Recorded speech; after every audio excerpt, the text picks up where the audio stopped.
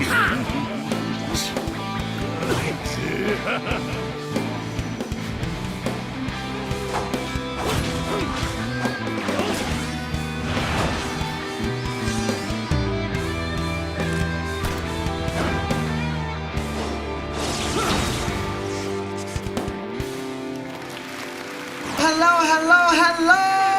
everyone! Welcome to another episode of That One Piece Talk. My name is Larry. Seb. And Lionel, and this is TOPT, where we talk One Piece. Woo! Let's go. Savage. How you guys doing? Welcome to episode 219.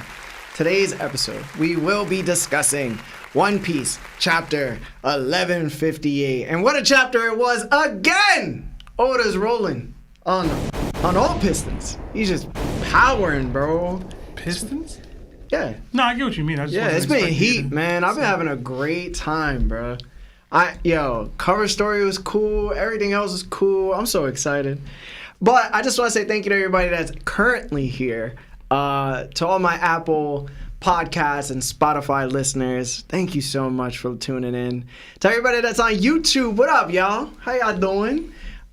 Please, if you haven't already, like the video. You know me. I always want to get over 1,000 likes, but now I'm over 2,000 likes. I know I'm asking a little too much, but it makes the video views go crazy when the video's liked. So thank you so much for liking the video if you have. To all my super chatters, I love y'all. But y'all gotta give us some patience, man. When y'all be sending them, y'all be firing, bro. And sometimes we can't read all of them at once because we are a podcast. This is not like a normal stream. So I just want to say thank you for even sending them. Thank you to everybody that supported the DDT that came back last week. Thank you for calling in for the call-in stream with Seb. It was great. We had a great time. Thank you to everybody that tuned in yesterday to my live reaction to the chapter. Yeah, you guys are receiving a lot of content, and we just want to say thank you for just tuning in and appreciating it. Thank you to Seb, too, for, putting in those hours to give you guys that content. But other than that, it's going to be a good episode. Lionel's not here today, but that doesn't mean the episode is not going to be great. Oh, the way you said that. You're like, it's going to be a good episode. Lionel's not here today. It's like, dang, bro. Why you coming at Lionel like that? I didn't mean like that. Nah, you good, man. Yeah, but Seb, let's say what's up to chat and read some super chats, and then we'll start right with the manga. Yeah, before we get into that, we did get 2 back-to-back huge donations from Project Iceman and Roy Stokes. Yo, the guys. Ice donated 10 gifted memberships, and Roy Stokes followed that right up with 20 gifted memberships. So for those of y'all that are out here, please make sure that you are liking the stream and make sure you're accepting these gifts. Yo, say thank you. Everybody say thank you in the chat for these boys. Yo, every week they support us so heavily, man. Gotta say thank you to those boys, man. Thank you a lot. Seriously. Yeah. We got a bunch of people in chat. I see Wise Life Jody in chat, Xavier O'Dilly, Vincent. This is in a different language, so I don't know what it is. Hot Rhino, Cyborg Frankie, Lemonade T, V, King Los, Kirby's in here, GFTD, Muppets, Sophia's in here, Doug Missy, Echo, Victor White, Joy Boy Shat, Div Livio, the FedEx Guy T-Bag, Ty BS, Scoop Bass Steve, it's Scuba Steve, my bad, Kojo, Pressadot, the Zom Killer, Invincible Beast, just so many of y'all in here, man. We appreciate y'all being here. Like I said, like the stream. And again, if you are receiving these memberships, please throw the W's and knock them fists up for Roy and for Project Iceman. That said, we did have a couple new members join the crew. Vincent, welcome to Knock 'em Status. Welcome, Vince. Yeah, enjoy all the emojis. And then, again, I don't know what this is saying. It's in a different language, but... It's Arabic. Nana? No, it's not Arabic. I don't know. But they joined at Yako tier, which is our highest tier membership. Which Jewish language? Yiddish? Is it Yiddish? No. Hebrew? Hebrew? I don't know. Yeah, it's Hebrew, right? Yeah. Do they write in Hebrew? We're both right? We're both right? Okay. Hey. We're just super ignorant. Yeah, man. I'm sorry. We're trying. Well, enjoy all the us if we're emojis wrong. that come with being a Yako. Lauren, do you know? Marv said we right, but All right, skip it. Keep going. We got another 5 from Xavier O'Dilly. It says, "Sup guys, isn't it crazy Rocks and Garling are fathers at the same time? LOL. Who do y'all think is Blackbeard's mom or Shanks' mom? Hashtag baby mama drama. Hashtag Bible is number 1." Well, I guess we'll wait to get into the baby mama drama a little later, considering the chapter. Yeah, and they're about a year apart. Yeah. And I have actually a few things I want to say about this. So Okay. All right. Yeah, stick around, Xavier. Another 5 from Wise Life Jody. It says, "Sup, fellas, fire chapter today. If the Cross Guild gets a poneglyph reader, which one should they go after first? Whole Cake, Zoe, or Wano? Hashtag shout out Gucci." Shout out my Gucci. Hashtag Larry Joe attacks. They should go after Big Moms. Yeah, it's probably assuming that some of the forces have probably left to go try to get Pudding. Like, it's probably easier to get it from that one. Yeah.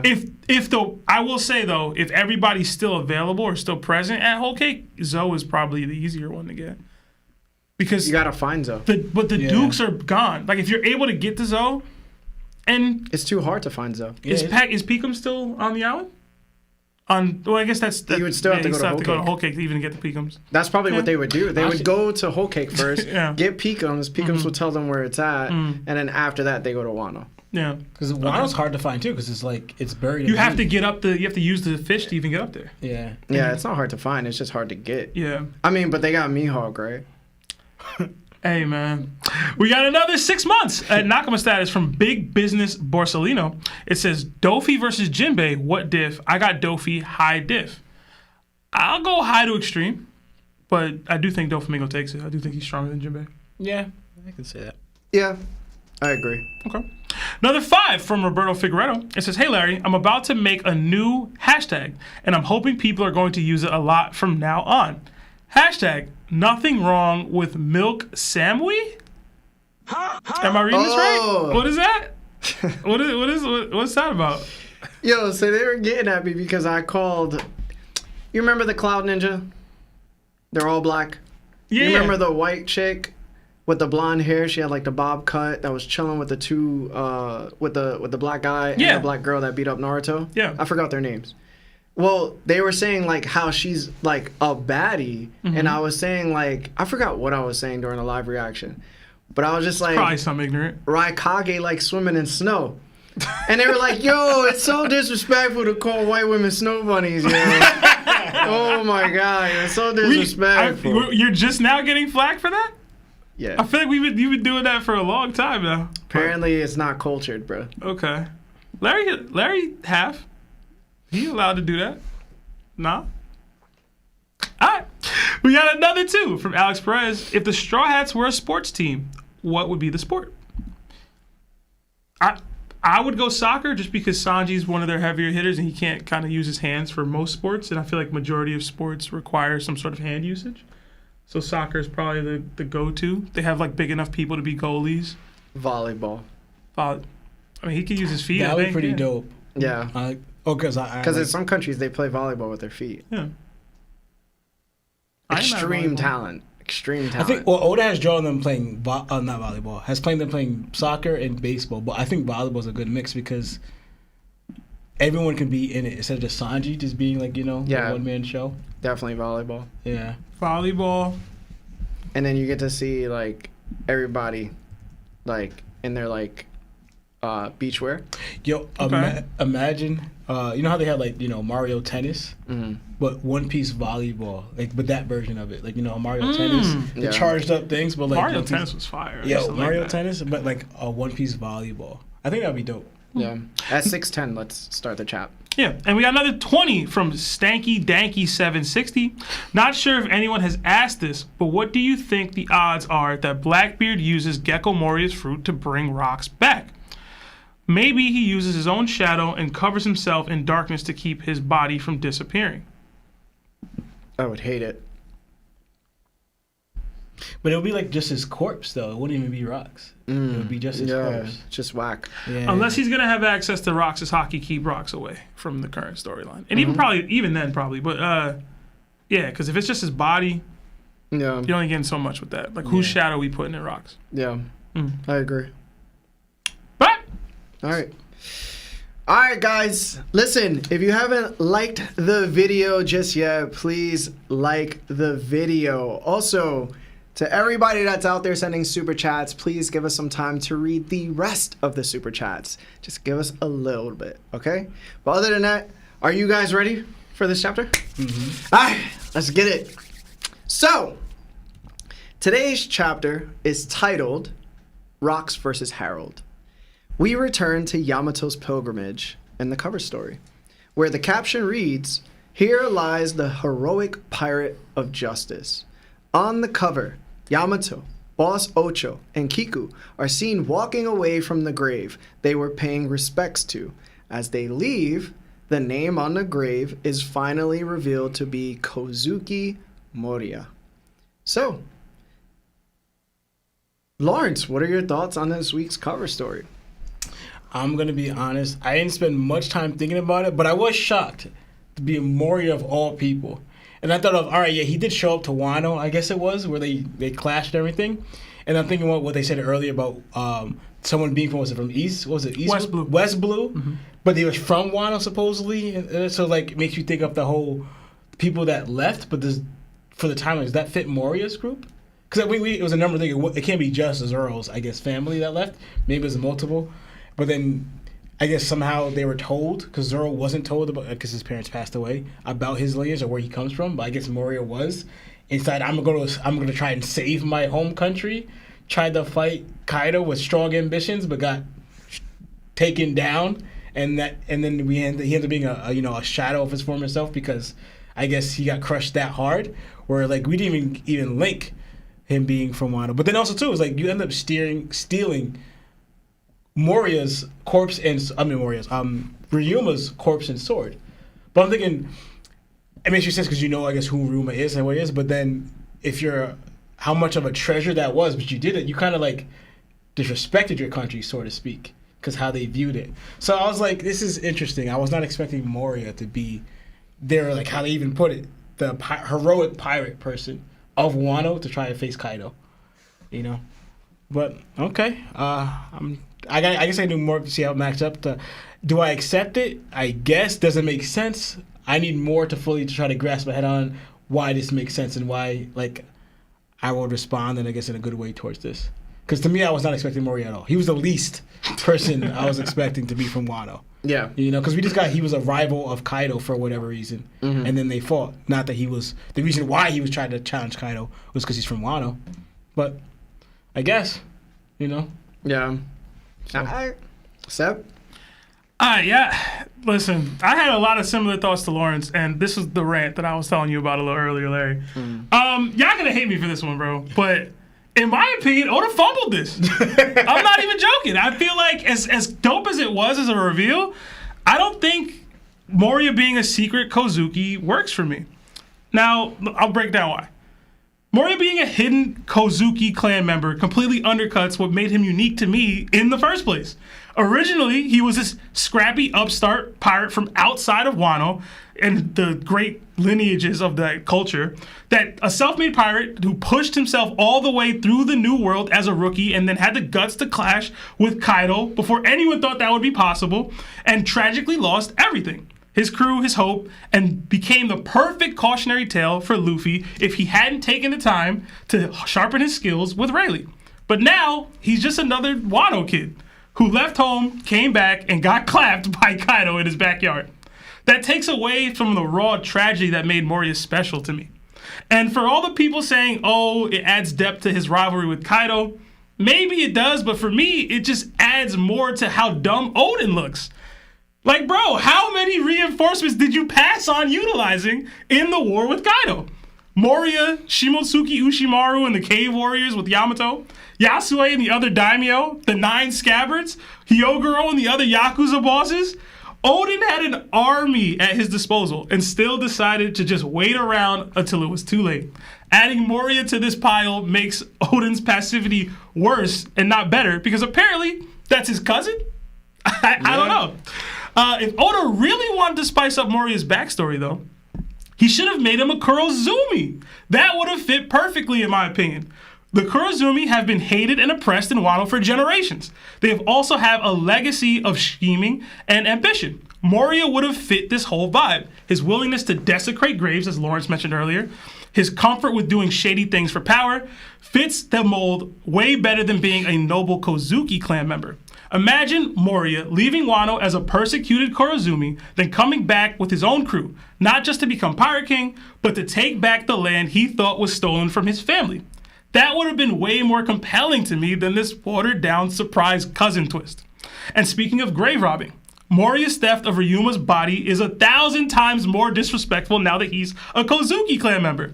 The Kozuki clan literally pride themselves on preserving Wano's history and honoring its heroes. Meanwhile, Moria dug up the most legendary samurai and turned him into a puppet, a shadow, a clone, essentially. As a Kozuki, that's character assassination. As a Kurozumi, it would have made perfect sense. Orochi and his family have never cared about tradition or reverence. That would have been consistent with their bloodline. And let's not pretend the hair thing doesn't matter. Moria's got that bright purple mane just like Orochi and Tama and even Hagumo. Meanwhile, the men of the Kozuki clan, all black haired. Are we really supposed to buy that Moria is a straight up Kozuki? Unless Oda is about to reveal some weird Kozuki-Kurozumi hybrid, the design alone screams wrong clan to me. At the end of the day, Gecko Moria was more interesting to me as Gecko Moria, the self-made pirate who lost it all, or as a fallen Kurozumi whose bitterness against the world made sense. Making him a Kozuki doesn't add depth to me. It just strips away the things that made him unique and forces him into a storyline that, in my opinion, doesn't really fit his character. Hashtag Oda didn't cook, man. I'm sorry. And I know I'm going to catch a lot of flack for that, but that's how I felt. I was debating with folks in the Discord. The second I read the chapter, I was like, what are we doing? And also, I wanted to ask, I forgot to say this when I was going, but remember the whole, for example, I think it was Nertaku's theory about how Odin's father was the one son or whatever? Does that mean that Moria came from Odin's father and his sister? Because he had no sons, no son was born? Because that's clearly a male in the Kozuki clan. Moria, you know, who's around the same age. I think he's a little younger than Kaido, but you know, so it's like he would, in a sense, since he's Kozuki clan, he has a right to the claim as much as Momo does. I mean, I don't know how related he is. Yeah, that's the thing. I don't know how Odin's father's sister. Like, where is his family coming from? Because mainly it was supposed to be Odin's father was the only really heir. Yeah. So how does Moria fit into this? That's also that bothered me about it, where it didn't make sense to me. I need more, you know. Mm-hmm. Well, that's listen, man. You're allowed to feel how you're allowed to feel. You know, people that usually don't like when you go against Oda like that, they're not gonna side with you. I'll just tell you from experience. Listen, I'm willing to take the strap though, bro. Experience, all right? I'm willing to take the strap though, bro. I ain't like it. You're allowed to not like Oda's work sometimes. That is true. You're not allowed to like it. I can see how like you like the beauty of letting Moria be this outcast of an individual. Rise up in the world the way he did. And even if he is from Wano, the Kurozumi, I could see how you twisted it and said, yeah, it would be very Kurozumi-like to come back and go against the grain once again. Mm-hmm. That fits. I like it. I'm not going to say it's wrong. How'd you feel about the Kozuki thing? I have a whole thing. Oh, go ahead. Yeah, all right, so I might blast y'all away with this one. Talk to me. All right. So, Nakama, gentlemen on the podcast, I've got a bombshell for you, as everybody else has given you the bombshell. Gecko Moria isn't who we thought he was. He's actually a Kozuki family member, the younger brother of Kozuki Odin. Okay. Here's why. In chapter 1154, 57, and 58, we learn that the grave Yamato visits belongs to a man born in the West Blue, raised in Ringo, who fought Kaido to protect his homeland, died without leaving a body behind, and was remembered as a heroic pirate of justice. At first, we all speculated it could have been Kyo, Shiki, or even Ryuma, but no. It turns out to be Gecko Moria, Kozuki Moria. Now, let me explain how this makes sense, since everybody's like, oh my god. Odin's father, Sukiyaki, never officially married. Instead, he most likely entertained women of the Orient class, the same path his granddaughter, Hiyori, later walked, though Hiyori at rank never engaged in prostitution. Many women who weren't as fortunate saw refuge in these brothels, often coming from poverty. And I believe some of them were Kurozumi women. Why? Because Orochi's grandfather tried to poison his rival daimyo to become shogun. The Kozuki stripped their family of their castles, land, and power. This forced many Kurozumi into poverty. And for women, the brothels became a way to survive. Now here's the kicker. The Kurozumi have a distinct trait. Purple hair, the same way Sebastian said. Tama, Kanjiro, Orochi, all had it. And who else has purple hair? Gekko Moria. So here's the theory. Moria's mother was Kurozumi. Sukiyaki kept the child's secret, knowing the danger of revealing ties between the Kozuki and the disgraced Kurozumi.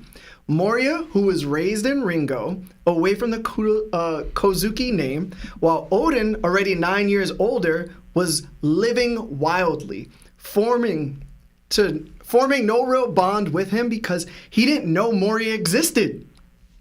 But Moria grew up admiring his older brother's path. At 26, he left Wano and became a pirate, just like Odin did, even witnessing Roger's execution in Loketown because Odin joined his crew. Inspired by Roger's last words, Moria dreamed of becoming Pirate King. Within a year, Lawrence, he ate the Shadow no Mi and gained a 320 million berry bounty. His plan to become Pirate King? Return to Wano. Reanimate Shimotsuki Ryuma through his shadow ability. Steal Shusui, the black blade of legend, and elevate his power. But when he got there, Kaido and Orochi already seized control. Kaido saw him as a threat. They clashed in Ringo. Kaido slaughtered Moria's crew, and yet Moria escaped by using his shadow powers, taking Ryuma's body and his sword with him. To the people of Ringo, no body was ever found. All they remembered was that Moria fought to protect them, a pirate of justice, a pirate of Ringo, a forgotten son. And here's one last mind blower. If you read the kanji for Kozuki normally, it sounds one way. Can you play it, Marv, the first one?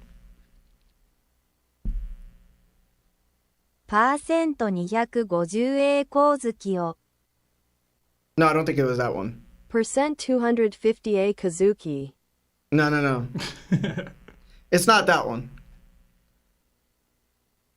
All right, so you delete the A and everything to the left of it. Yeah, and then there you go. Okay, now you could play the sound again. On the left. Kazuki. 光月を So, do it again. 光月を Okay, but now if you reverse the kanji, it actually reads as... Marv, can you play the second one? おげっこ So it's an anagram. Mm-hmm. The Kozuki anagram is literally Ogekko, or just Gekko. And his name is Gekko Moria. And what makes this sweeter is that Kozuki in English translates to moonlight. Mm-hmm. And what does moonlight create, Lawrence? Shadows.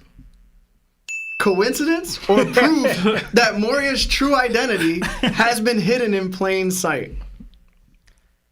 I mean, it's definitely heat. I ain't gonna lie, like that element of it is dope. Sheesh. But I'm still butthurt about it. I ain't gonna lie.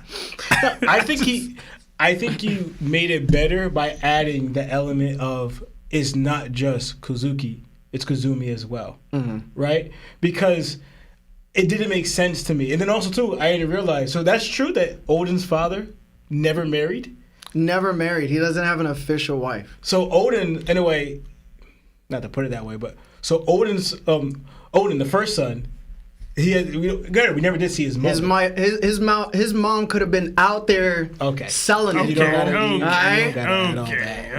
Yo, what was Orochimaru? What was Orochi trying to do to Hiyori? So know what I'm saying? My secondary question for y'all is, do y'all think Moria knows how to read the poneglyphs then?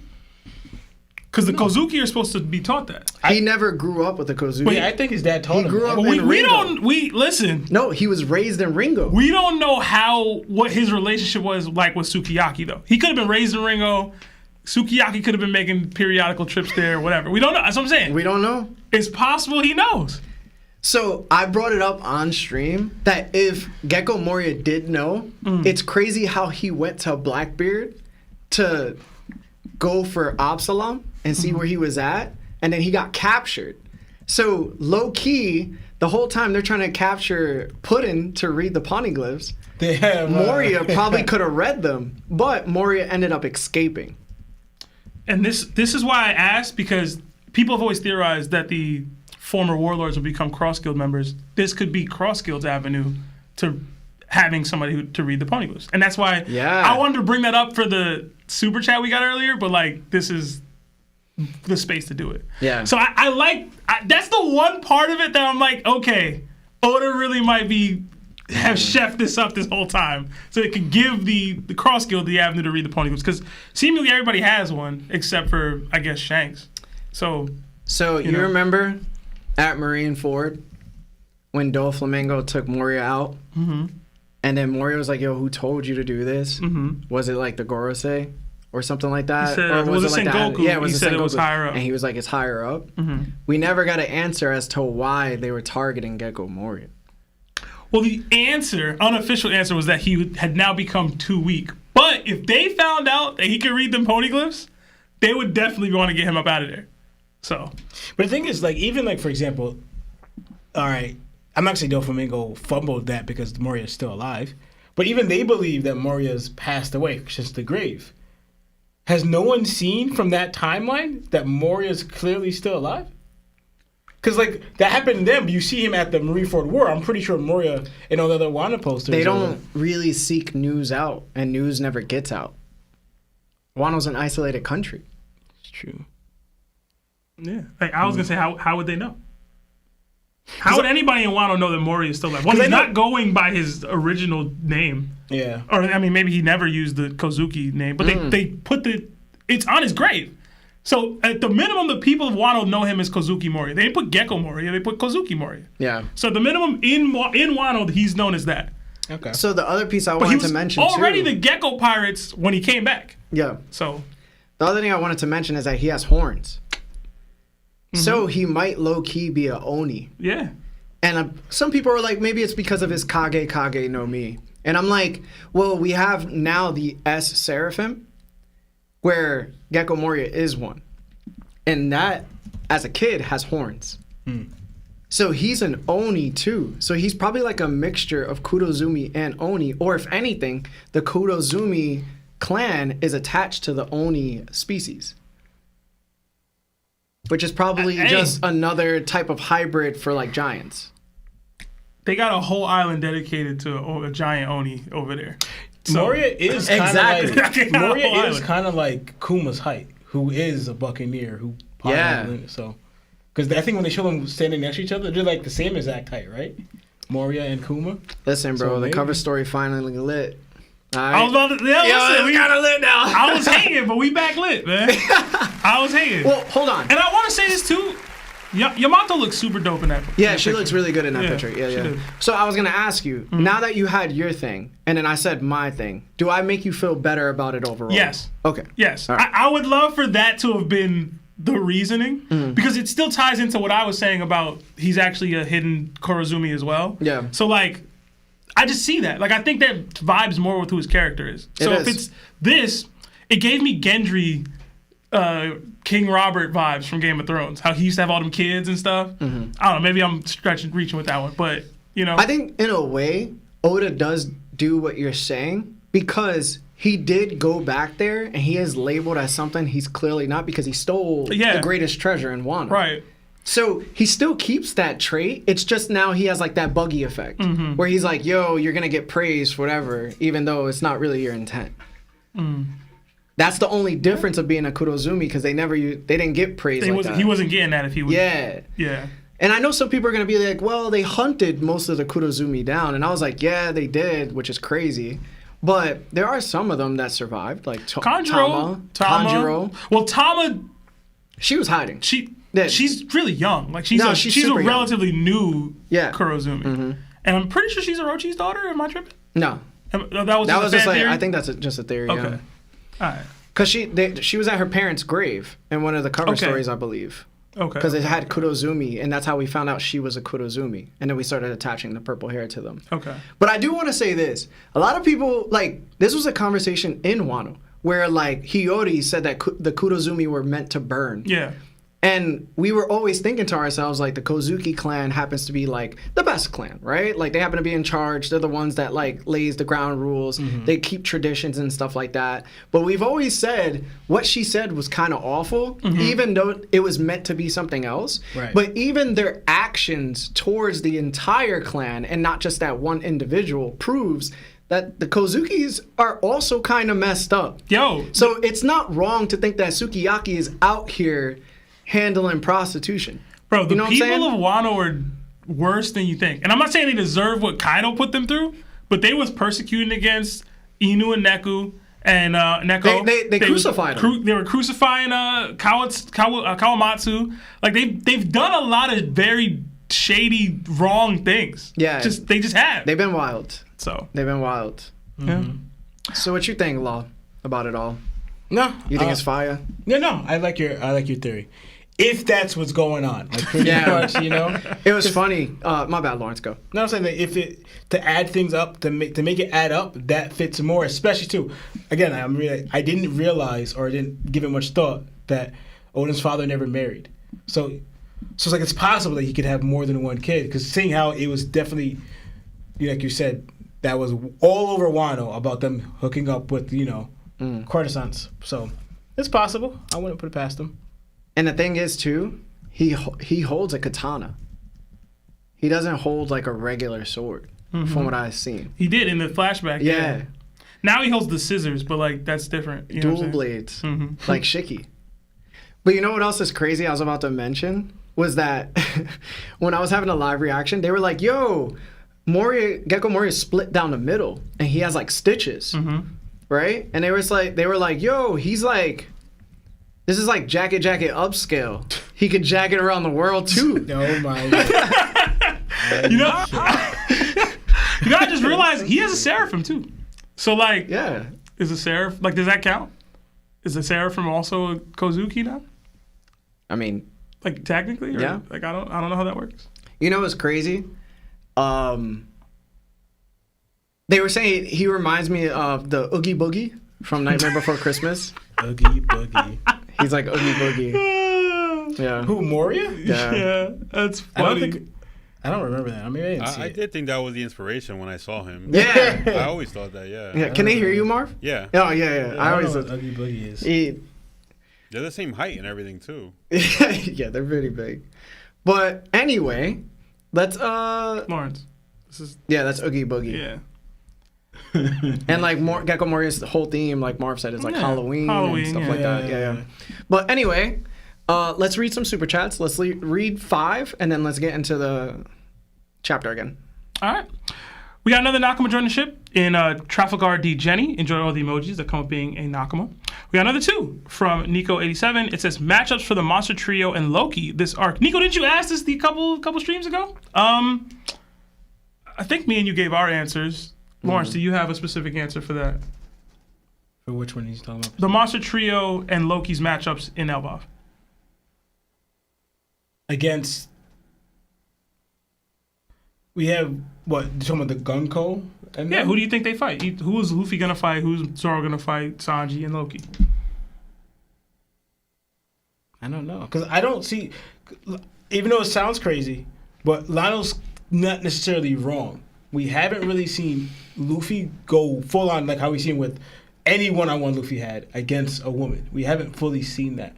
So if Imu's taking over Gunko's body, in a way that's a woman. So I don't see Luffy going all out with that one. Maybe he takes over another one. I don't know, but there's only like 3 here, and if you're adding Loki in the mix, that's 4 of them. Gunko about to get them hands, bro. I'm gonna be real with you. I don't think. What's the next one? Yeah. We got another 10 from the FedEx guy. It says, what is the strongest person that your favorite character can beat 1v1?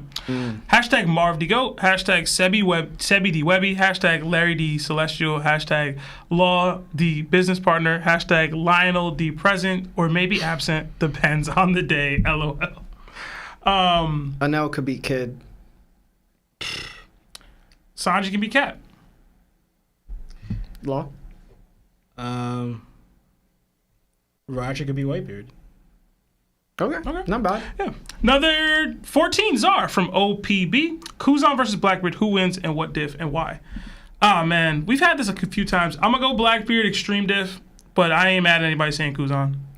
Yeah, I'm going Kuzan. Yeah. I'm going to go Blackbeard. Okay. Another 5 from Mr. Tez Fox, but no super chat attached. And then he added another 5. It says, Tez, Larry, the English language often kicks your butt, with a laughing emoji. Love this pod, though. Hashtag asks not skies? Skis? Asks. Oh, yeah, because you be like asks. I say asks. What are y'all's straw hat? I say axes. Yeah, axes. Yeah. What are y'all's straw hat / Blackbeard matchups, and how's it play out? Oh, man. That's a loaded question. Some of them are really easy for me. Obviously, Luffy, Blackbeard, Zoro, Shiryu, etc. I think when you get into the Sanji matchups, it gets a little difficult. I do think Burgess fights Frankie just because it's a Macho Man. I think Lafitte fights Brook. A lot of people think that Nami fights Lafitte. I think Nami fights Katarina Devon. Yeah. Personally. Yeah. Mm-hmm. Obviously, Sniper versus Sniper, Doctor versus Doctor. And then for Sanji, I would go Avalo Pizarro. I think there's going to be a connection with Judge and North Blue there. I could be wrong. And then Robin's matchup is Kuzan, but like it won't be a real matchup for real. But yeah. that's how I've always kind of played it out. I kind of agree. I would also throw in Caribou and Bartolomeo, if I could. Yeah, I agree. Another 5 from Desto Kai. It says, yo, what's up, Top Gang? Can't wait for this chapter's breakdown. Question, what is Zoro's current swordsman rank? 2, 5, 27? Where do you think he falls? Okay. Right now, probably like 4 or 5. Yeah, if we're counting like Shanks in there, you know what I'm saying, and Garling and Nesjuro, I would say he's probably like 6.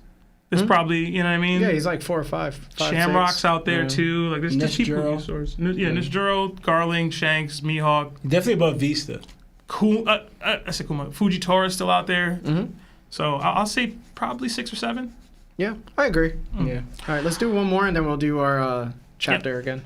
We got another 5 from Wise Life Jody. It says, thanks again, Larry, for letting me out of the sweatshop so I can be there for my baby's birthday tomorrow. With the praying emoji. Is it weird that Rox hasn't shown any Delph powers at all? You say weird? Yeah, how's it weird? Yeah, how's that weird? I think a lot of people assumed he'd be a Delph user just because of Blackbeard, I guess. But I don't think it's weird. I love that he's not showing Delph powers. That means he's a hockey guy, like supreme hockey. And he's very strong-willed. So I think Blackbeard knows about Rox. He knows his path. He's trying to follow it, but do things better. And he felt like Devil Fruits would be the difference. So we'll see.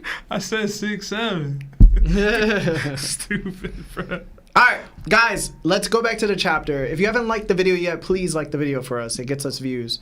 Also, we'll get back to the super chats. We're just going to do some of the chapter first. But please, just be patient. I know you guys have sent some. We're trying to read as much as possible. We can't read them the whole episode, okay? So thank you for sticking around. Okay, let's get into it. The chapter opens at sea with the Roger Pirates. The crew is calling out to Roger, telling him that Shaki has opened a bar on Pirate Island and it's already the hottest spot around. Roger leans on the railing, gazing out at sea with a look of disappointment while he's pouting. The crew keeps chattering, saying they were bummed when Shaki gave up her throne as an emperor, but at least now they know exactly where to find her. They suggest paying her a visit. Sunbell chimes in, reminding everyone that Pirate Island also is under Rox's control. Meanwhile, Gabon notices Roger's mood and whispers to Rayleigh that the captain's been down ever since the two of them had a private talk in his cabin. Rayleigh looks uneasy. When Gabon presses him about what they discussed, Rayleigh dodges, saying it was nothing. We then cut to a flashback of that very conversation between Rayleigh and Roger. Rayleigh confesses to Roger that he wasn't going to tell anyone, but he'll make an exception since he's his captain. Roger immediately asks if this is about their fight with the Kuja pirates, recalling how Shaki seemed sick at the time and was worried about her health when she gave up her position. Rayleigh, sweating, finally reveals he's been holding onto a note Shaki gave him. Roger basically snatches it, yelling that it's clearly a love letter. How else could it be read? The letter simply says, "Come and get me," signed by Shaki. Roger shouts again, demanding how Rayleigh isn't tempted by this at all. Rayleigh admits there's temptation, but shrugs it off. He just doesn't want to be tied down. Roger explodes, declaring that he does. Back in the present, Roger rallies the crew. He refuses to admit defeat. With a grin, Rayleigh watches as Roger proclaims that pillaging is a pirate's true calling. If you want something, you take it. The crew bursts into laughter, realizing he's talking about Shaki. Roger confirms it outright in announcing they're setting course for Pirate Island and that everyone has an equal shot at her. The crew cheers, hyped for the destination. Meanwhile, slightly earlier in time, 40 years ago in Marijoa, the Gorosei confront St. Garling, accusing him of overstepping since their last tournament had just ended. But Garling insists he's on to something important. He explains he recently moored at an unaffiliated island with its own unique culture, one he believes should join the world government. A young Garling describes the island as rich in resources, perfect for strengthening their rule. But more than that, he says he made a shocking discovery there. Something so outrageous that even he couldn't have expected it. He's confident Emu will be pleased. With conviction, he strongly recommends God Valley as the site of their next great competition, set for 2 years' time. So, what did you guys think of this opening? And we'll start with Lawrence to kick us off. I actually don't have much here. In the beginning part with the whole, the whole Shaki thing is, so I'm gonna skip ahead to this part about the whole Gorosei thing, because this is obviously like a few years. This is 40 years into the in the past. So this is a few years before God Valley, right? So we get that Garling scoped out the area. Right, I actually have more of this later on, but I do want to know that he points out, he sees that the land now is preposterous with resources, which we already knew, right? But then he sees something, right, that links to like what Emu would even like find advantageous or be happy or serious. So I'm so curious to what this is, because I kind of feel like that's part of the tie into God Valley of why they showed up there and what was leaked. But I have to tie it to something else, and that's a later reveal, because I noticed something in writing that maybe I'm probably going to get a lot of pushback on this, but I noticed something. And I want to know why, because also, too, he says 2 years here, but like a year later, 39 is when God Valley happens. So that's interesting in itself to me. The 39 years probably just started. Yeah. So they said in that little text box that a little earlier. So they were in the 39 year. Yeah. When we were in the original part of the flashback, they said we're flashing a little further back for this conversation with Garling. Okay. So I get it though. Yeah. It could. That's just my guess. No, because it says 40 years. Yeah, Right, but it says right 2 after. years. Yeah. That's what I'm saying. God Valley happens 38 years ago. Oh, Or am I- 38 years Yeah. ago. Like where we are currently in a flashback, it's 39 years. Okay. Or- But that works. Okay. That's So what it could I'm be about. the start of the 39, Yeah. well, the 40 years. It's just like after the 40, it goes to 39 Right. once the 1 second passes. Okay, that makes Yeah. sense. Okay. All right. So then, yeah. So that's what I want to say here. I have more later on. Okay. Seb. All right. For whatever reason, pouting Roger reminded me of Ace. I don't know why, but it did. I thought it did. And then, so I mentioned it in my best friends and rivals breakdown that Rayleigh and Roger didn't even let the love of a beautiful woman like Shaki get in the way of their friendship. Ray being true to that friendship by not disrespecting Roger's feelings for Shaki and talk to him in private about the letter that she gave him. I like that. I like that move from Ray. Rogers displays a desire not just for Shaki, but to be tied down in general actually reminded me Chubby wifed up. of Larry. I really wrote in my notes. This is Larry. This is how Larry be. Like, I want to be tied down. I want that family. I want to have a kid. Like, that's Larry. Did you get that too when you read the chapter? Because Larry is one of the only people I know who outright has thought this, like, since I've known him. And he's always, like, said this. So I was like, stop. That's Larry. It's pretty wild. I do. I want to be married and have kids. Yeah, bro. So it was cool to see Roger acting like Larry. I thought that was cool. Roger shouting for more food also reminded me of Shanks and Luffy. And in general, yeah, I'll say that. Women need to shoot their shot more like Shaki and Ginny did in One Piece. Yeah. Yeah, like I agree. I know we don't have a lot of female followers or female viewers, but in real life, if you shot your shot like this, it's going in 98% of the time. It's probably even higher than that. I'm so serious. I'm so serious, yo. 98. It's up, bro. I'm not joking. There's only so many Kumas out here. It's you winning. Mm-hmm. Garland's discovery on God Valley was very interesting to me. Some online are theorizing that he's found an ancient weapon there. Others have theorized he found the location of a certain someone that we'll mention later in the chapter, probably. My mind, for whatever reason, went to Emerald City. But I think we went there already with film Red, so I don't think that's the case. Okay. But my mind did go there. Either way, there's clearly more to God Valley, and it's more than just being Goon Valley, right? So rocks crashing out about this could be more than just Shaki, as we'll learn a little bit later in the chapter 2. I hope. So hopefully Larry can take this as a positive step towards that future. Please, Oda. Yes, man. Please. I actually have more to that later on, Yeah, this chapter changed a lot for me. Okay. For how the whole God Valley should be viewed. Yeah. Maybe. We'll see. It depends on the translation, I think, for the later conversation. But that's kind of all I have now. So. All right. So I'll be real with you. I was disappointed with Roger's behavior this chapter. Okay. Not because he shot his shot at a woman he clearly adored, but because he did it knowing full well that the woman was interested in his closest friend, Rayleigh. Now, I get it. Rayleigh doesn't want to be tied down. He values his freedom and isn't trying to get serious with Shaki. But here's the thing.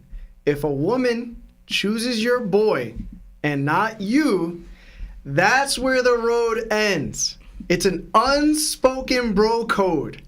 Even if Rayleigh wasn't planning to date her right away, there's still a chance they could have worked something out. So for Roger to ignore both Rayleigh's position and Shaki's clear interest, it feels like a violation of that bro code. Honestly, it makes Roger come across as kind of an L-mans in this moment. Because if that were me, and my friend had a note in hand that proved her interest in him, I'd drop it immediately. You could be disappointed, sure, but to still pursue her? That's weird behavior, yo. Now, I know some people will say I'm being too harsh on Roger, but this is one of those moments where I wish we had less of him. The more this Shaki situation drags out, the more respect I lose for Roger. And that hurts because I love Roger as a character. I'm one of his biggest fans. I just hate him. I hate seeing him being disrespected. But I gotta admit, this is a bad look, guys. It reminds me of that old saying, never meet your heroes. Roger isn't just the untouchable legend we've always imagined. He's a man with flaws. And while that may make him more human, it also means I'm allowed to call him out when he breaks guy code. That's just me. Real quick, Go ahead. one thing. I thought you were going to save that piece for the next part of the chapter because we didn't get into that. I get out the way part. now. Okay. I don't need to rehash it. I guess I was going to save my take on this, but I'll give it now. And maybe this is mental gymnastics on my part. But Roger pulling up and saying, oh, like, she hasn't chosen yet, whatever. It's all kind of bravado to me to get there. But when he gets there, in his mind, his inner monologue is like, stupid Rayleigh, why didn't he come? Knowing what it actually is. You know what I'm saying? It wasn't for her though. But nah, that's the real Roger. That's him speaking in his own mind. Stupid Rayleigh, why didn't you come? He came to connect Rayleigh. Nah, he didn't. And I'm telling you, at least that's what I thought. You can't admit that you don't want to accept defeat.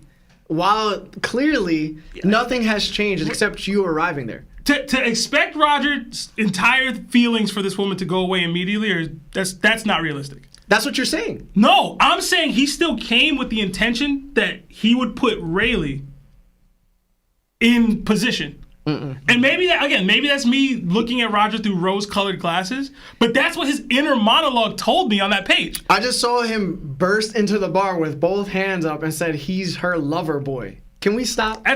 Can we stop? But that's jokes. We'll get to that point. No. That's not jokes. No. To your favor, right? Because I was gonna say this, right?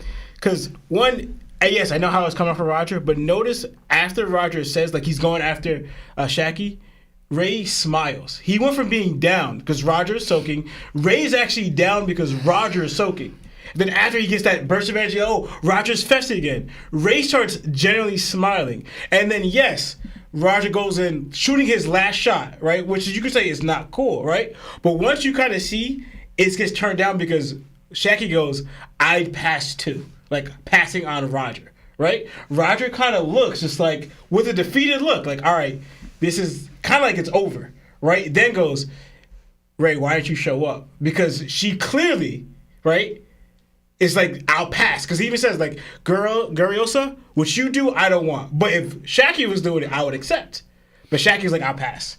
Seems like she's only going to do that for Ray. So y'all gotta stop coping, bro. It's not coping. This is coping, bro. This is Roger trying to position himself position Rayleigh to bag.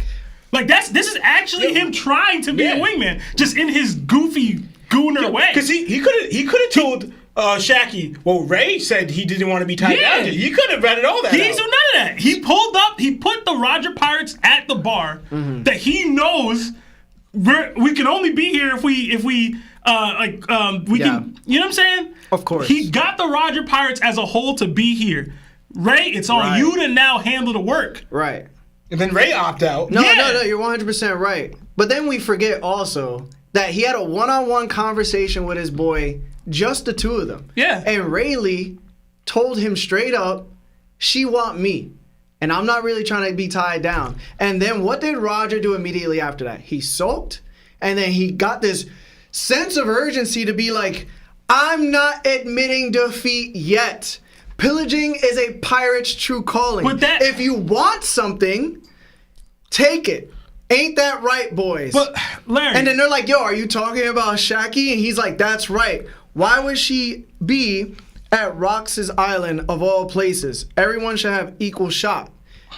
Let's go take her, basically. So for me to be told, yo, but he went there, and then he was like, yo, I'm your lover boy, and the reason why we're here is because of you, and I'm going to shoot my shot again. And then Rayleigh, meanwhile, don't forget, Rayleigh stayed on the ship before they went to Shaki's spot. So you can't say, yo, if Rayleigh goes, yo, I don't want to go out there, I'm good resting on the ship. You already know because you had the conversation one-on-one with your boy. So you can't be like, yo, he's being a good wingman. That's not true. Larry, I guess maybe this is on me, but you're placing more value in the performative nature of what Roger did, out loud bursting in front of the crew. Why is it performing? Versus his actual inner monologue. The inner version of him talking to himself without any reason to act in a certain way was like, yo, Ray, why didn't you come? Or he's this woman that's in love with you is right here. Why didn't you come? Or he could have been like, yo, I just announced that I want to drink with Whitebeard, but he doesn't want to drink with me, and Ray's not here to drink with me, so now I got to drink with Gabon, Rocks, and Big Mom. We know why he said what he said about Rayleigh, Larry. Stop it. It's not about drinking. It's about... He just proved throughout the whole first 2 pages that it was literally about him. But that's what Lawrence was trying to address in regards to him sulking. The crew sees down. Rayleigh's negative, whatever. I'm the captain. I have to uplift the crew. Yes, bro. How am I bugging? You think this is Roger's actions. Like this is wholesale what he's trying to be. I don't get it. Why do we always take people's words when we want to take them, and then when people also say things, we don't want to take them. It's so selective. He literally states after a conversation, one-on-one. Because remember, Roger easily could have been like, yo, honestly, I think you should still go after it, and we're going to go there. He didn't do that, though. Instead, Roger got on one leg, pumped his fist into the air, and says, I'm me. I'm not admitting defeat. I'm not. And then his crew had to go, oh, you talking about Shaq? He's like, yes. And then he gets there, and instead of saying, yo, your lover boy happens to be on the ship, maybe we should just go get Rayleigh and bring him here. He was like, no, your lover boy, me, is here. But he didn't actually shoot a shot at her. Like, you get what I'm saying? What? What do you mean? Plus, like Lawrence just said, he could have snaked Rayleigh out. He's not there. He's snaking him out now. No, he isn't. He could have been like, yo, this dude don't want you. I do. Like, he didn't do that. He tried to position Rayleigh to actually shoot his shot by being in her bar. So if he was positioning Rayleigh to shoot his shot, then why did he leave Rayleigh on the ship? Because it's still Rayleigh's decision. Yeah, Ray chose to stay on the ship. So if Rayleigh doesn't want to go, then you don't go. No, but so I want to clarify. I was still saying what are we talking about? But one, I still want to clarify. I do believe Roger still wanted to be with Shaggy, right? Mm-hmm. But again, to me, how I see it, right, is because Ray is saying that he doesn't want Shaggy. He doesn't want to be tied down. So Roger's like, after thinking about it, soaking, whatever, he's like, you know what? I'm gonna give it one last shot, right? I'm gonna give it one last shot, or I'm gonna try to, right? So then after watch, he sees it. And this is what I'm talking about, the whole Gloriosa thing. After Shaggy said, I will pass, you look at Roger's face, it goes from like happy to soaking again. To like, all right, she's clearly, I'm here presenting myself in front of her while shooing away another woman. She says, I'll pass. Where he literally just said, Shaggy, you what Gloriosa's doing? I'd rather have you do this. Not Gloriosa, you. And she goes, I will pass too. I don't want to do that to you. Kind of, I want to do it to Ray. Then you legit see Roger looking at Shaggy, pouting, and then later on he goes, he wants to drink with while everybody else says, dang it, Ray, why aren't you here? Right? Thinking of too, yeah, he wants to drink with his boy because that's his best friend, but also in regards to Shaggy. Okay, so what you just explained was a direct contradiction to what you're trying to say. Because that's what I've been saying from the beginning. Because you said, yo, if he went there for Rayleigh, then why did he need to take his last shot at Shaggy? I didn't say you went there for Rayleigh. Sebastian did. Yeah, I said that. No, he just said that. No, I didn't. I said that. You literally just said, I heard you with my ears. You literally just said that Roger took one last shot at Shaggy. Yeah. Okay, you shouldn't be taking any shots if it's for your boy. Well, again, I'm saying again, for what I said the entire time, right, is that only reason why he went is because Ray turned it down. Ray didn't say like, oh, I'm gonna, like, Shaggy's my girl or anything. It's only because Ray shot it down, so kind of gave Roger the okay to do so. You guys are both telling me that it's for Rayleigh, but Roger. The last part. Hold on. But Roger's still willing to take his shot. If you're my boy and you're willing to take a shot at a girl that you're saying is for me, you shouldn't be taking the shot. It should be me. Regardless of where I am, if you guys go to a party and you constantly hollering at this girl that you know wants me, and it takes you, right, to go there, and I say, nah, I'm gonna chill in the car, and you still get out and pursue that woman, that's not you setting me up. That's you setting you up and then putting me on the second burner. One, I'm not saying that Roger was trying to set up Ray because Ray already has her. What are we talking about? No, so what I'm trying to say is Ray already has her. So Roger's not trying to set them up. He was wishing Ray was here, right, with him, right, for Shaggy as well. Like, that's what I'm trying to say, right? Because one, that's his boy. Roger, regardless, showed that he liked Shaggy, right? Ray is saying that he got Shaggy's feelings, but he doesn't feel the same way, right? So now Roger, again, the whole show keeps thinking, what should I do? Because she wants Ray, I want her, but Ray doesn't want anything to do with her, right? So then he was like, you know what, I'm gonna go in here, and that's what going with the whole smiling thing, because Ray kind of gave the okay. After Roger said all this, Ray didn't have any complaints. He was like, yeah, go for it. But then once Roger realized, because the whole pouting thing, fully on, like, oh, because remember, because before Shaq would say no man. It wasn't Ray, it was no man, right? She said, I would never give my attention or love to no man, or I will never belong to no man. That's literally Shaki's words. Then later on, he finds out, oh, the entire time it's Ray. And Ray's just like, nah, I'm good, bro, go ahead. Like, I don't want anything to do with it. I don't want to be tied down. She's attractive, but I don't want to be tied down. So then he's like, all right, I'm going to give him my last shot. Then literally, dude, I'm talking this. This is for Roger. But after that, right? After I said the pouting where he realizes she's solely on Ray, wants nothing to do with me, Roger's just like, Ray, you should be here. Yeah, so Roger had to once again get turned down, even though I'm being told he put Rayleigh in the position to succeed only after he failed. He still thought of Rayleigh.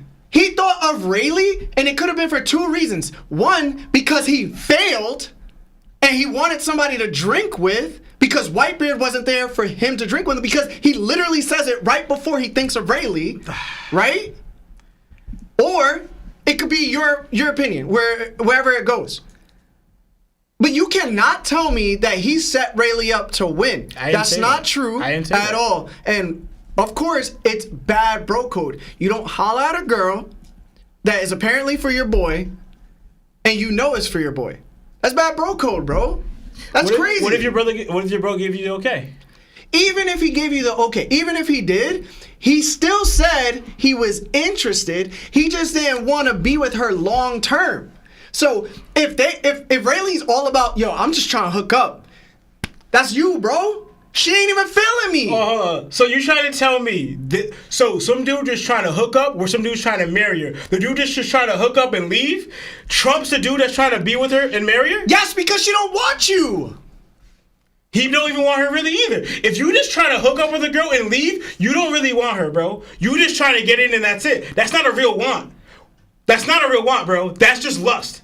That's just like, I'm just trying to fix this sexual desire and that's it. That's not really wanting her. Then you cop blocking. He don't. Dude, so what are we talking about? Cop blocking? Yeah.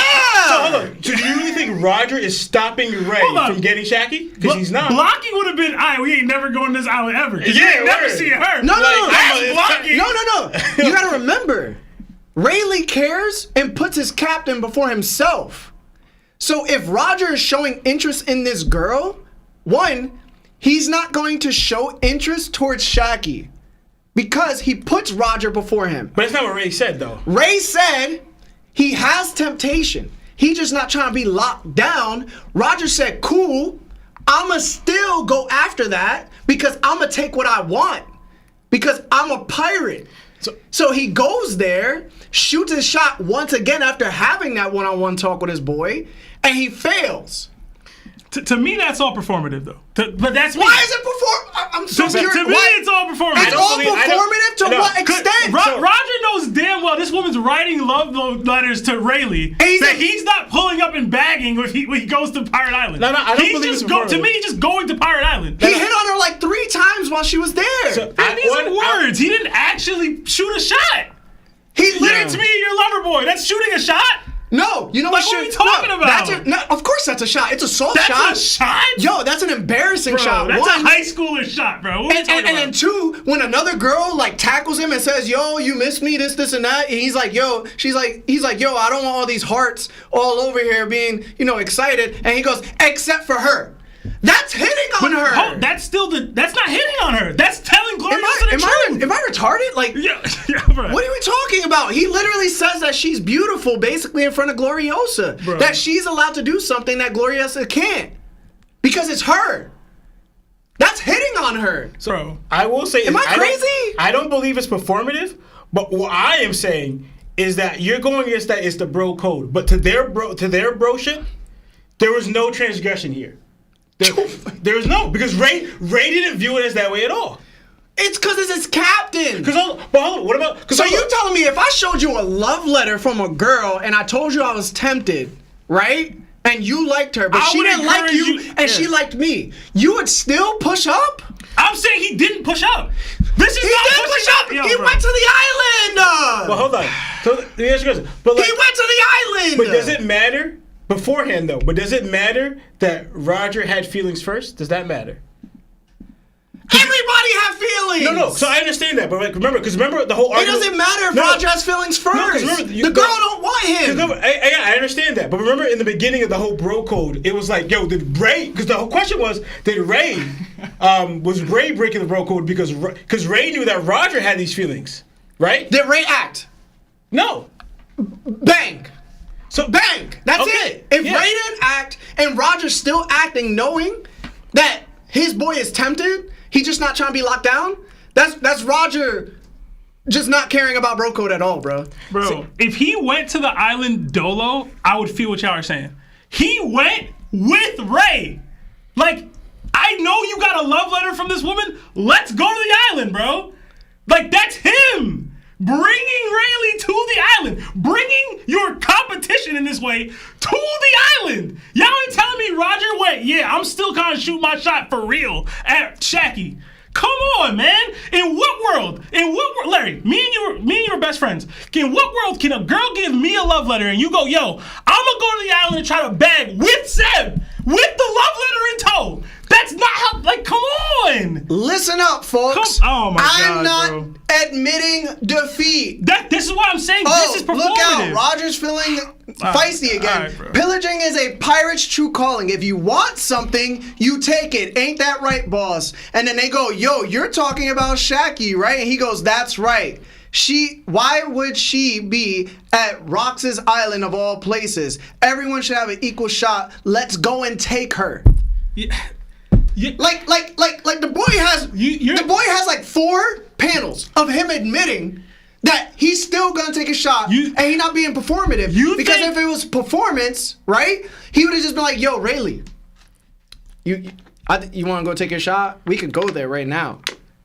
Cause it's for you. Instead, he's like, yo, Roger has to make a fool of himself. Roger has to embarrass himself. Roger has to go out and prove to the crew that he's still in love with Shaggy. And then he goes there and then he proves to Gloriosa that she's the only exception for him. And then he goes in there and says, I'm her lover boy. Like, bro, Roger looks pathetic. Oh, man. If that's his performance, what type of W wingman is that?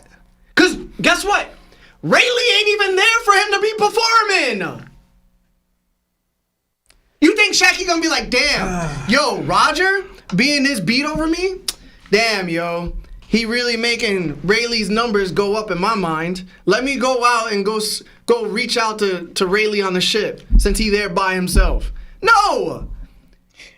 Hey. Y'all crazy. Hey. Y'all crazy, bro. Just to add, Roger did tell Shaggy that Ray's on the ship alone. You know what I'm saying? So Shaggy, he could say he could say that, but when he says I'm not admitting defeat, nobody wants to believe he's doing that. No, I'm just saying she could go there while Ray's alone to be with Ray alone. Is all I'm saying. He gave her that window. Yo, Ray's alone on the ship. He's not feeling well. You want to go take care of your? I'm not saying he said you go take care of your man, but you want to go take care of Ray. These ain't fake assists, bro. Yeah, okay. These are real assists. Imagine Marv, bro. Real assists. When me and you go out, yo, and there's some girl that clearly doesn't like me and she likes you, I'm gonna be like, yo, girl, I love you so much. I would drink your bathwater. Yo, I am your guy. You're the one you're gonna marry. And I'm gonna be like, yo, that's my dude Marv, though.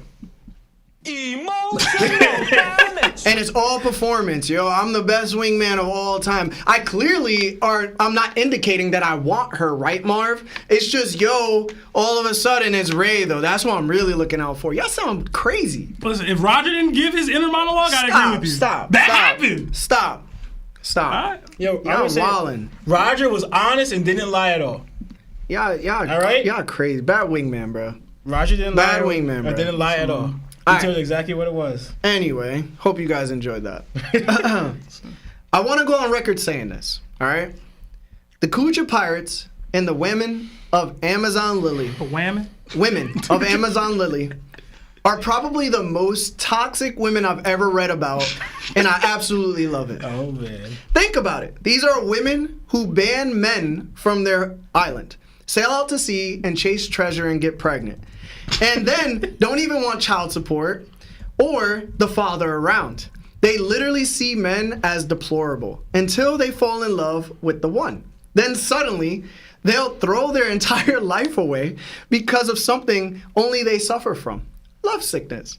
And love sickness, it takes the toxicity up to another level. It gets so bad that they'll let the man they love cheat or even settle for an open relationship just to be with him in some way. That's wild. Honestly, this might be where the saying, hoes be cool, comes from. Shout out to all the beautiful toxic women out there holding it down no matter what for your mans.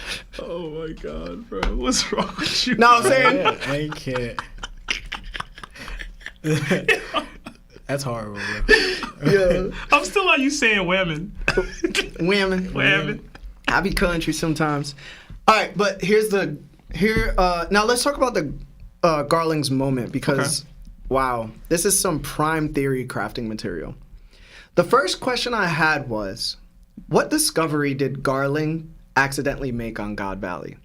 My answer has always been, I think Uranus, the ancient weapon, was there, and Garling stumbled upon it. God Valley has always been God Valley has always been unaffiliated with the world government. So why the name God Valley?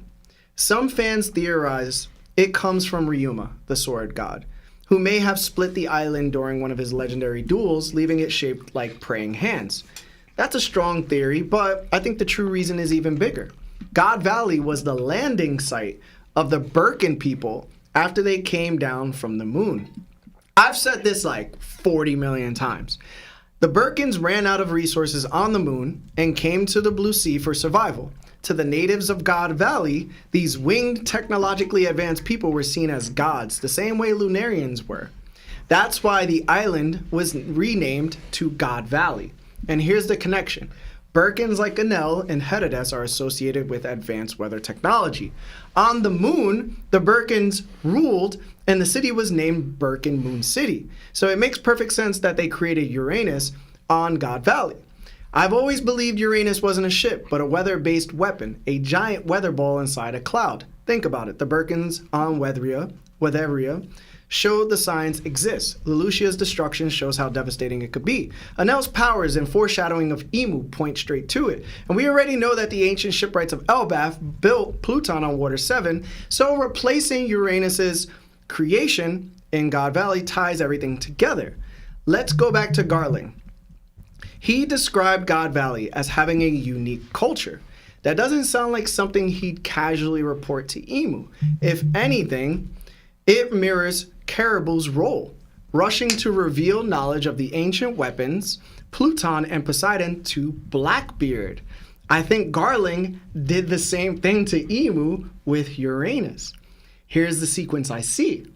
The Kingdom of God Valley refused to affiliate with the world government. As punishment, the world government held the native hunting competition there, stripping the island of its resources and weapon.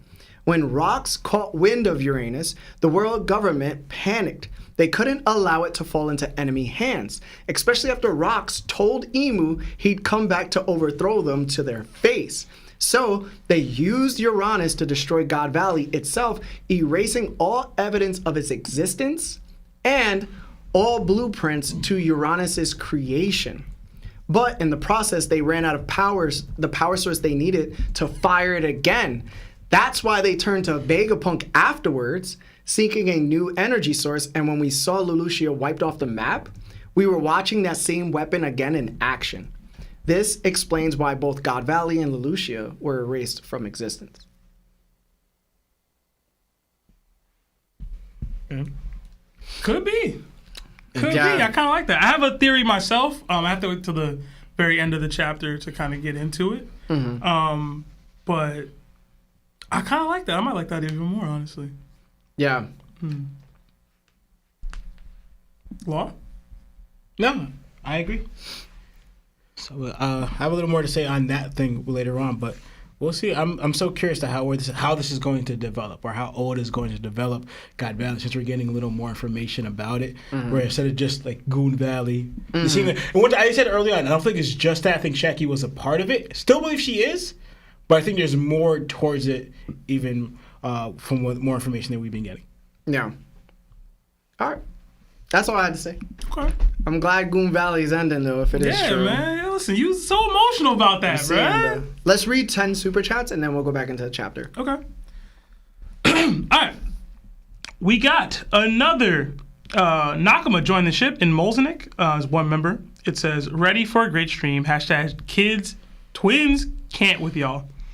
Another 6 months at Nakama from Doug Missy. It says, boy, a homeowner now, flat out 100%, mine and wifey, # blessed. Doug, congrats. Yo, congratulations, man. Congrats, bro. Congrats, man. I know that's a lot, man. It's tough.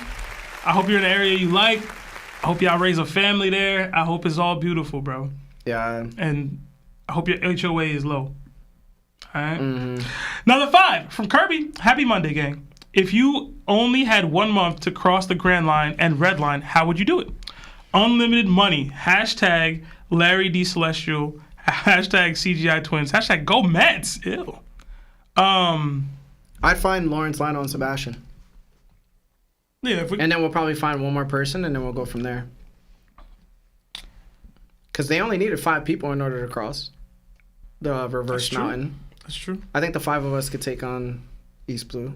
Somebody gonna have to learn how to swim, man. Damn, am I gonna have I shouldn't have a devil fruit then. I should probably have a devil fruit. Probably be easier for us to get around. Yeah, because I know the twins aren't gonna want devil fruits. Lawrence is probably gonna want to be the captain. I'll eat a devil fruit first. He won't follow unless. Because I know Lawrence or Lionel will save me, you know what I'm saying, if I fall in the water. See? You almost got me saying it, but I'm going to chill out. What were you going to say? I did it already. Wait, you wouldn't need a devil fruit, you said, right? No.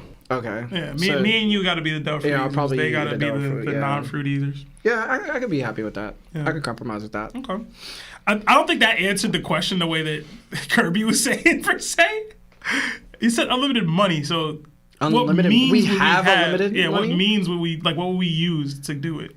To travel. Yeah, no. I'm guessing a plane. I don't know, man. Like a plane in One Piece would be so much more efficient. I really don't know. Unless you can't get to islands quick enough. You know what I'm saying? Like, you gotta find a energy source that Vegapunk has that's not running out, because them islands be so far apart from each other. Yeah, we'd probably buy a ship, like a really nice ship. Yeah. All right, another 17. Or we start off bare nothing. We just always have it in our back of our minds, but we just earn everything along the way. But Sebastian wouldn't like that. Nah, bruh. I wouldn't like that. We could start on a small ship. Bro, they was sleeping in the same bunk beds, bro. But we have unlimited resources, money, right? I know, but it's just a journey. You don't want to You want to be in a bunk bed, bro? Why not? Nah, it wasn't even bunk beds. It was the what are they called? Are you? Banana hammocks? Yeah. They was banana hammocking, bro. Yeah, that's what you trying to do? It's a hammock, not a banana hammock. Oh, yeah, banana hammock is the Speedo, right? Yeah. What's a banana hammock? It's a Speedo. All right. This got crazy. We got another 14 Czar from OPB. It says, how will Akainu react if he learns about Imu? He'll react negatively. I don't think Akainu is going to be cool with this one king of making all these decisions that he doesn't already agree with. I think mostly what he would fight against is that he doesn't have contact with that person. Yeah, I think that's what you get these girls say on my face. Why can't I talk to him? It's hold on. Tell him to say hi. Put me on, man. Another 5 from DeLivio. It says, Larry, that Lucci law poll you posted the other day was foul. Shame on you, sir. # sneaky Larry. # this is why I have trust issues. If I ask Lawrence this and we last 20 minutes, I'm so sorry. But this will be the last super chat before we get into the chapter again. Mm-hmm. Lawrence, who do you believe has better hockey? Lucci or Law? Better hockey.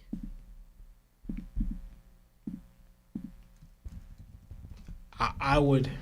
I know we've seen Lucci use it more. Right? Law, because Law mainly relied on ability, but we've seen Law use Haki hardening, right? Multiple times, and we also see him use the immense Haki to get out of it, right?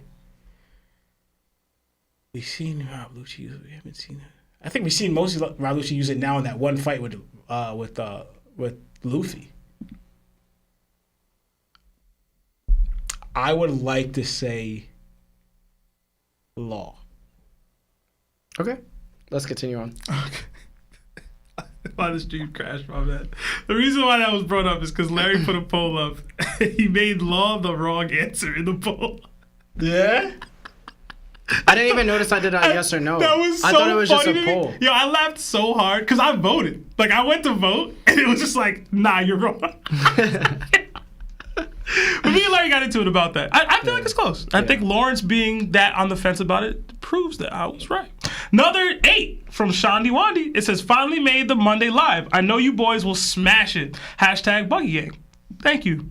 Another 5 from Annie's Lobby. It says, guys, do y'all think Vince Smoke Romeo is top 10 all time? Have you seen this? Mm-mm. Yo, oh my God. Yo, Sanji fans gotta chill. Basically, to include Sanji in the top tier all time conversations, Sanji fans have created a fictional character from the Void Century called Vince Smoke Romeo.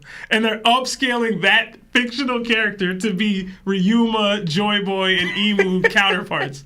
And I think it's hilarious, but like the delusion is crazy. Like there's just no need for all that. They're doing that to upscale Sanji? Yes. And I'm like, yo, there was a time when Sanji fans just knew how to eat. We don't gotta do this. We just don't. I'm sorry. I thought it's funny though. Yeah. Another 5 from Darius Arnett. It says, Law ran out of chakra and couldn't make a shadow clone again this week, so no Lionel with the laughing emoji. Another 5 from Fremos. It says, Larry really said Rayleigh is who I want Rocks to be on the chapter reaction after hating on the man 2 pods ago, shaking my head. Did you really?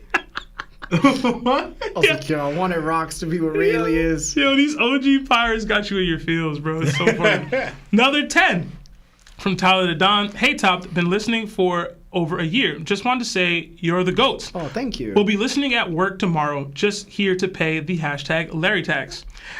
Say Seb's BB takes are goated. # Law knows who meep meep. Law howls meep meep. # Larry the GOAT. Thank you. Yeah, I hope your shift is going well, man. Thank you for tuning back in. Yeah.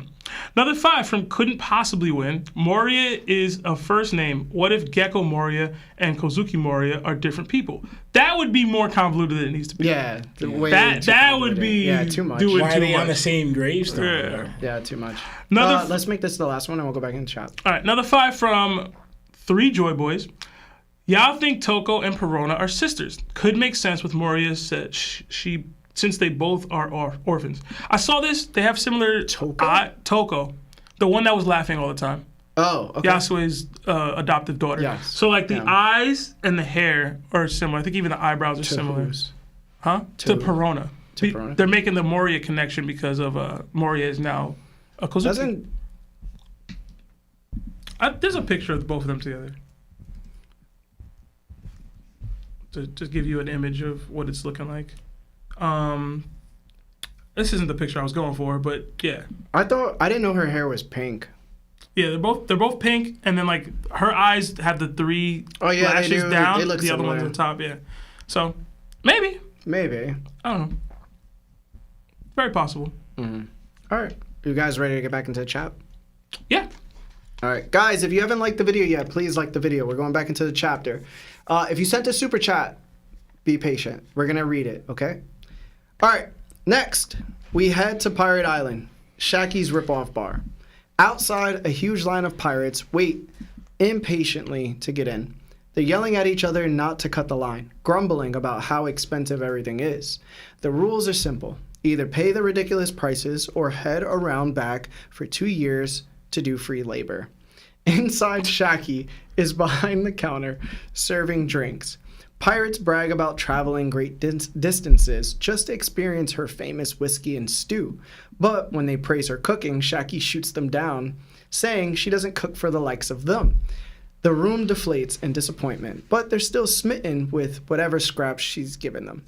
The cook informs Shaki they're out of whiskey. Without a missing beat, she shrugs, pours cheap rum, and passes it off as top-shelf whiskey. The pirates happily thank her for her terrible service. Shaki then notices Rox brooding in the corner and asks, "What's wrong?" He looks almost fulfilled, which makes her think he's lost interest in her. Rox plays dumb. Big Mom laughs, warning him that a woman's intuition is dangerous. Rox snaps back, telling her to shut up. It's supposed to be a secret. Whitebeard, curious, asks what they're talking about. Stussy snaps at him for being so dense, then privately thinks his face looks like the face of a brand new father. Suddenly, the door is burst open. Roger has arrived. With his arms raised, he yells out to Shaki, announcing himself as her lover boy. Gabon casually greets her as well. The entire bar erupts in excitement, desperate to snap a picture of the legendary Roger Pirates. As Shaki lays eyes on Roger, Rox storms forward, and the two captains bang their heads together. Rox roars Roger's name, reminding him yet again that this is his island. Roger fires back that it's also Shaki's place, and by her rules, there's no fighting between her customers. So, quit yapping, porcupine, he mocks. Rox demands to know how Roger skipped the massive line outside. Roger smirks and asks, "What line?" We then cut outside to see every pirate in line knocked out cold.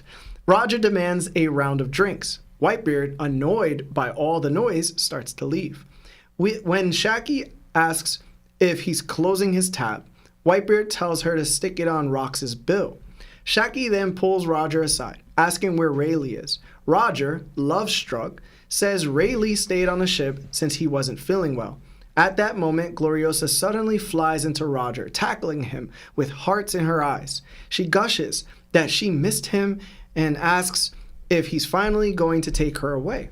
Annoyed, Roger rejects her again, saying he doesn't need a woman who throws hearts everywhere. Though Shaki, of course, is the one exception. Gloriosa, confused, wonders what kind of logic that even is.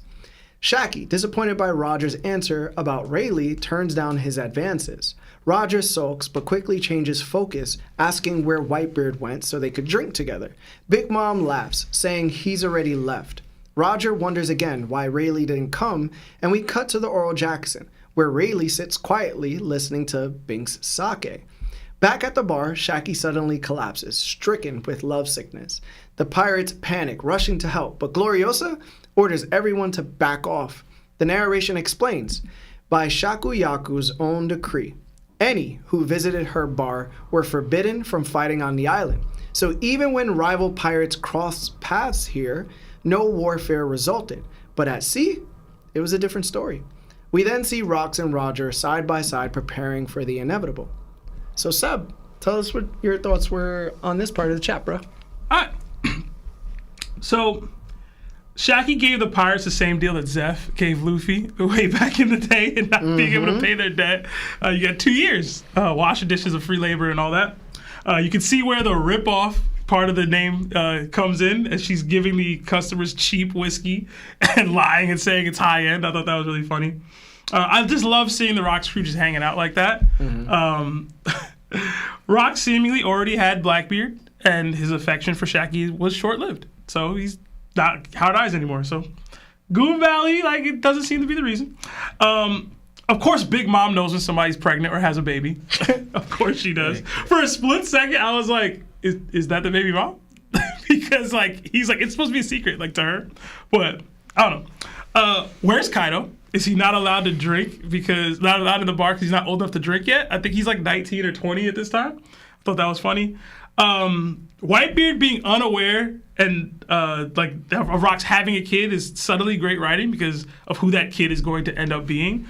He takes that kid on as one of his own crewmates and son, and that kid will also be the one to take him out in the end. So I thought that was interesting. Roger and Rox all on each other's grills was great to see to me. I wondered how you felt about Roger being able to tell Rox to shut up to his face like that on his island in front of his crew, and the Rox didn't do anything about it. I thought that was funny. I was like wondering how you would feel about that one. I don't think it's a big deal personally, but they clearly have some history there. Roger also using one of Shaki's laws to avoid a fight while also fighting to even get into the bar is like, I love that. I thought that was great.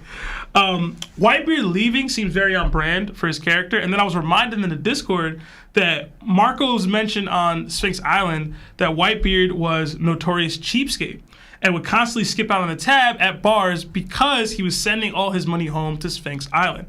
So it's good to see Oda adding in that little piece about him. Whitebeard using the noise as an excuse because clearly he does have an affection for Roger. So he just used that as a way to kind of be out. And then put it on Rox's tab. I thought it's so funny. It's so good. It's so good. Shaki was looking super cute when she was asking about Ray. I thought that was dope. She seemingly started to feel the effects of the love sickness. And I actually didn't notice it was Rayleigh singing the Bink Sake. I thought they were at the bar just singing it as a group. I didn't notice it was Rayleigh. And I'm wondering if Shaki heard Rayleigh and that's why she fell out. I don't know if that's the case or not, but that would be pretty cool, pretty sweet or whatever. I absolutely love that final shot of Roger and Rox walking in their separate paths because we had a similar shot later in the chapter with one different character. And I'll get a little bit more into that when I get there. But like, I love this interaction. This felt like pirates. Yeah. Like pirates at a bar doing what pirates do. And I absolutely love that. I love that Shaki imposes these rules and like, she's technically probably not strong enough to actually impose them. Like all these people can probably beat her up, but they still adhere to it because they like and respect her and they mess with her. And like, I don't know, I just really like seeing the Rox Pirates and Roger Pirates interact in this way. Like, I wish we got more of that. I wish I would see Luffy barge into a bar and like have his like a moment like that, you know? I also thought it was interesting that Roger and Rox had their moment at a bar like this because the first interaction between Luffy and Blackbeard is at a bar. Yeah. They didn't have the same cherry pie situation, but they did have a disagreement and they got in each other's faces. So I like that they had, the first time we see Roger and Rox together is at a bar. Yeah. The same way the first time we saw Luffy and Blackbeard was at a bar. But it does seem like they met before that. Yeah, they know each other definitely met from way back. Like, he's like, yo, how many times I got to tell you this is my island? You know, they probably fought dozens of times already. Yeah. So, but I really, really, really like the interactions that we saw here. So that's it for me though. I will say, I was so confused on what they were talking about regarding Rox and how he fell out of like love with Shaki. Okay. I didn't even think that he was having a kid on the way with another woman. Like until they said it, or you didn't keep it at all? No, I was so confused. Oh, okay.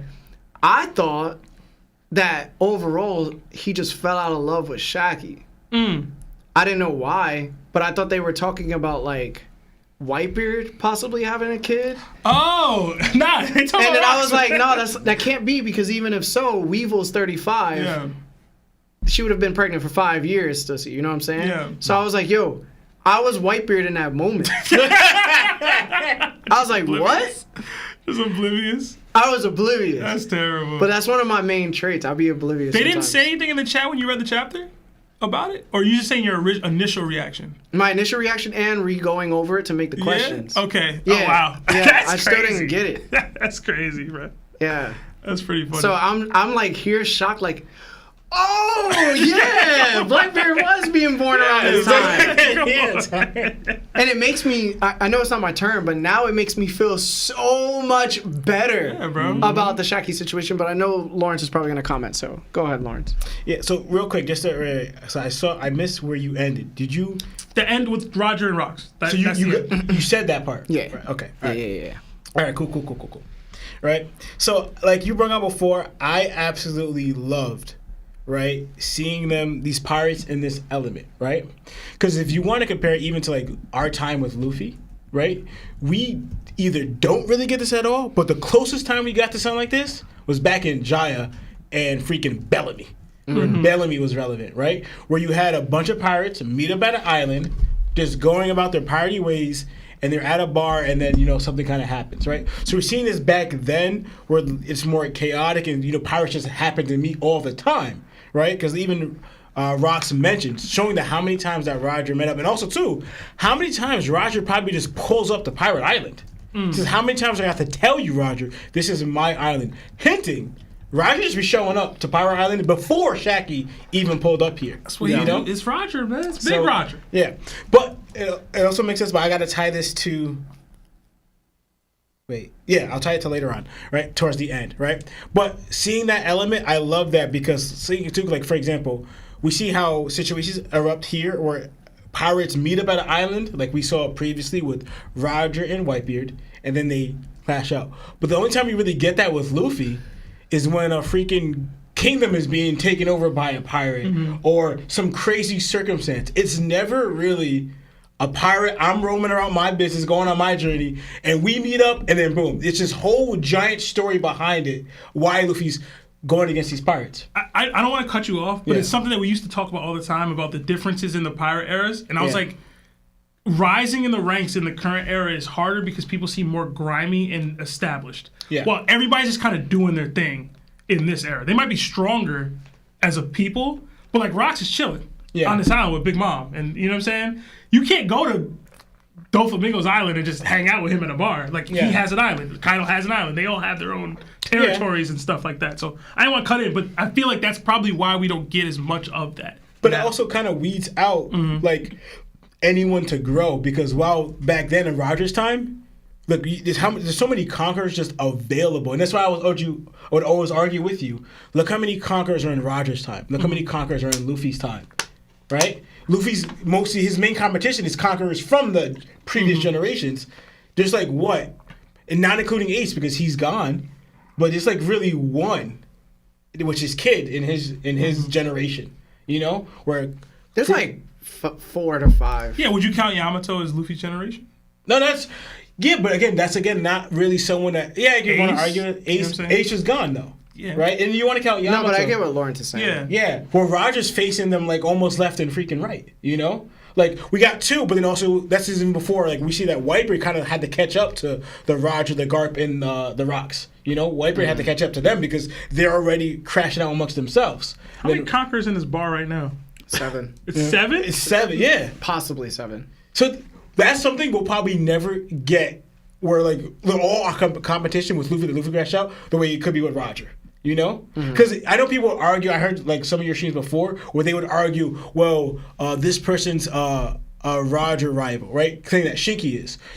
People got to remember, all these people here are Roger rivals, Rock's rivals at that time. Because at that time, maybe not Rock so much because they allied themselves with Rocks. But Shinky was a rival of Roger. But so was Big Mom, so was Kaido at the time because they all pirated on the seas around the time he was pirating. Right? So they all count as rivals to him because they're both going, because Big Mom even said it, I would have became the Pirate King, right, if it wasn't for Roger. Because he didn't steal this from me. That makes them rivals, you know? So Big Mom is also a rival of, Roger.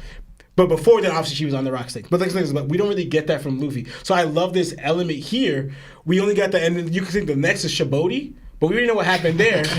You know me. I call it Shabodi, right? It's Shabooty. It's not Shabooty. So even then, but like Luffy didn't really go against any pirates there. You know, we saw other pirates mini skirmishing with each other, but not so much Luffy. So he had no crash out happen here, and that's why I was a little, jumping ahead a little bit, a little disappointed when I saw, but the sea is different, and you see Rocks and Roger. I was like, oh, let's go.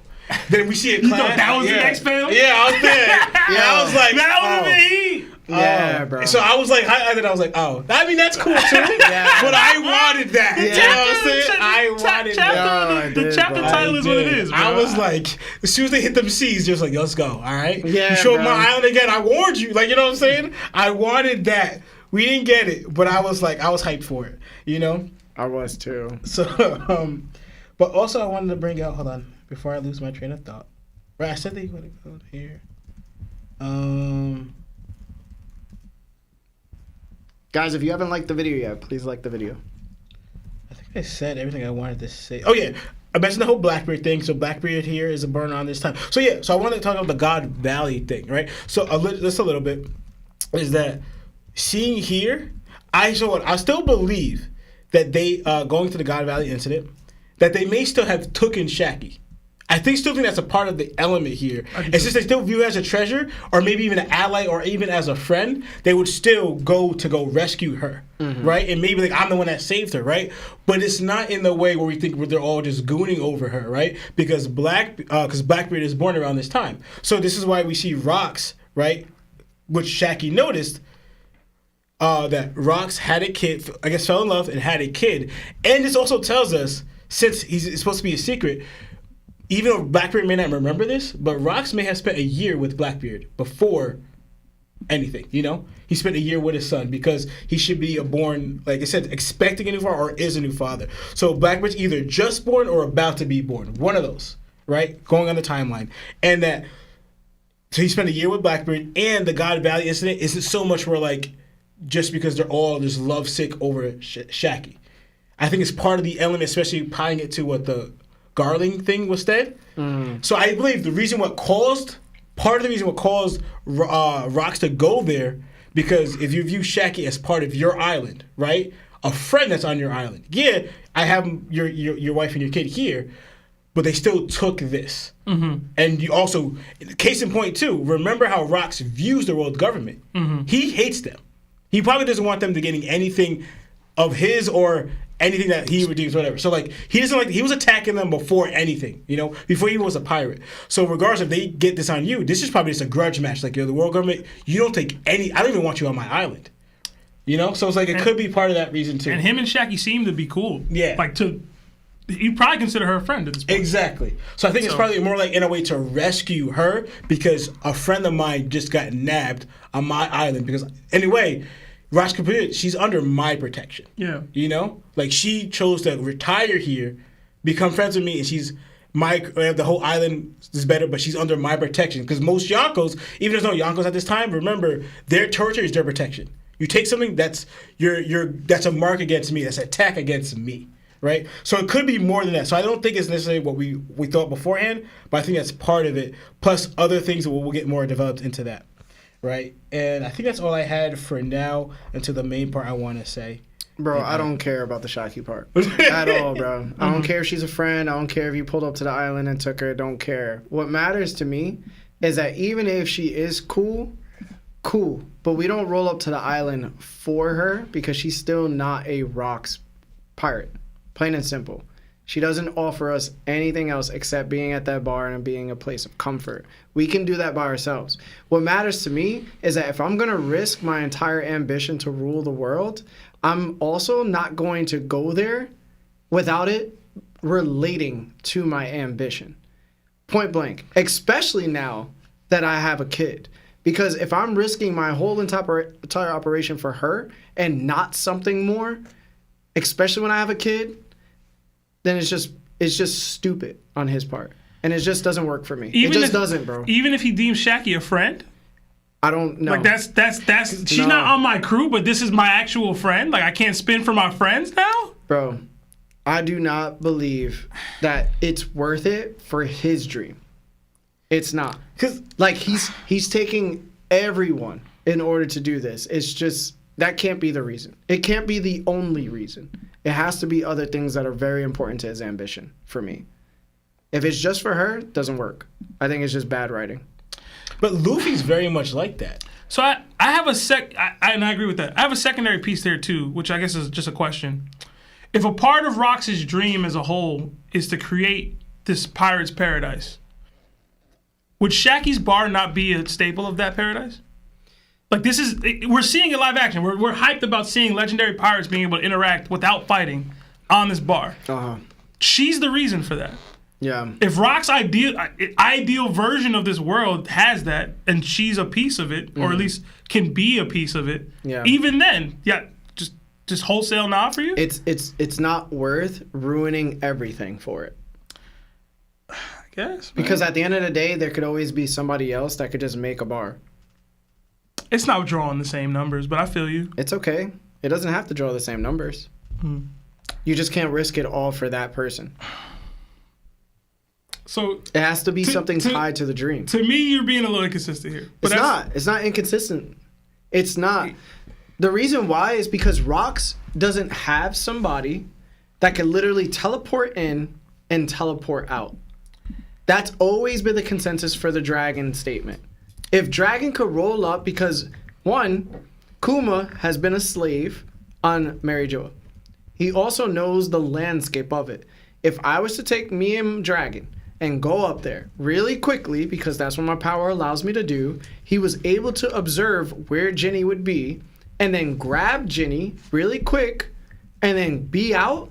We don't waste any resources. It's a covert operation. And at least he allowed Kuma to do so.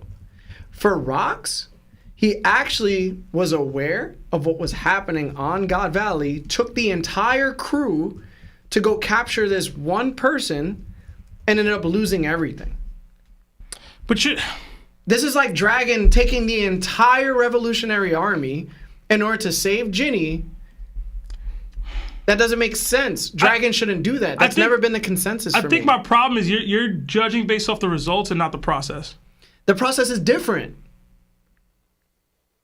Rocks doesn't have somebody that could teleport in and out. We've hashed this out a dozen times. That's the only reason. It's the same way with Van Augur and what's this girl's name? The chick that steals powers. Katarina Devon went to Egghead. Mm-hmm. The only reason they were assigned to do that was because Van Augur could teleport in, get what he needed, teleport out.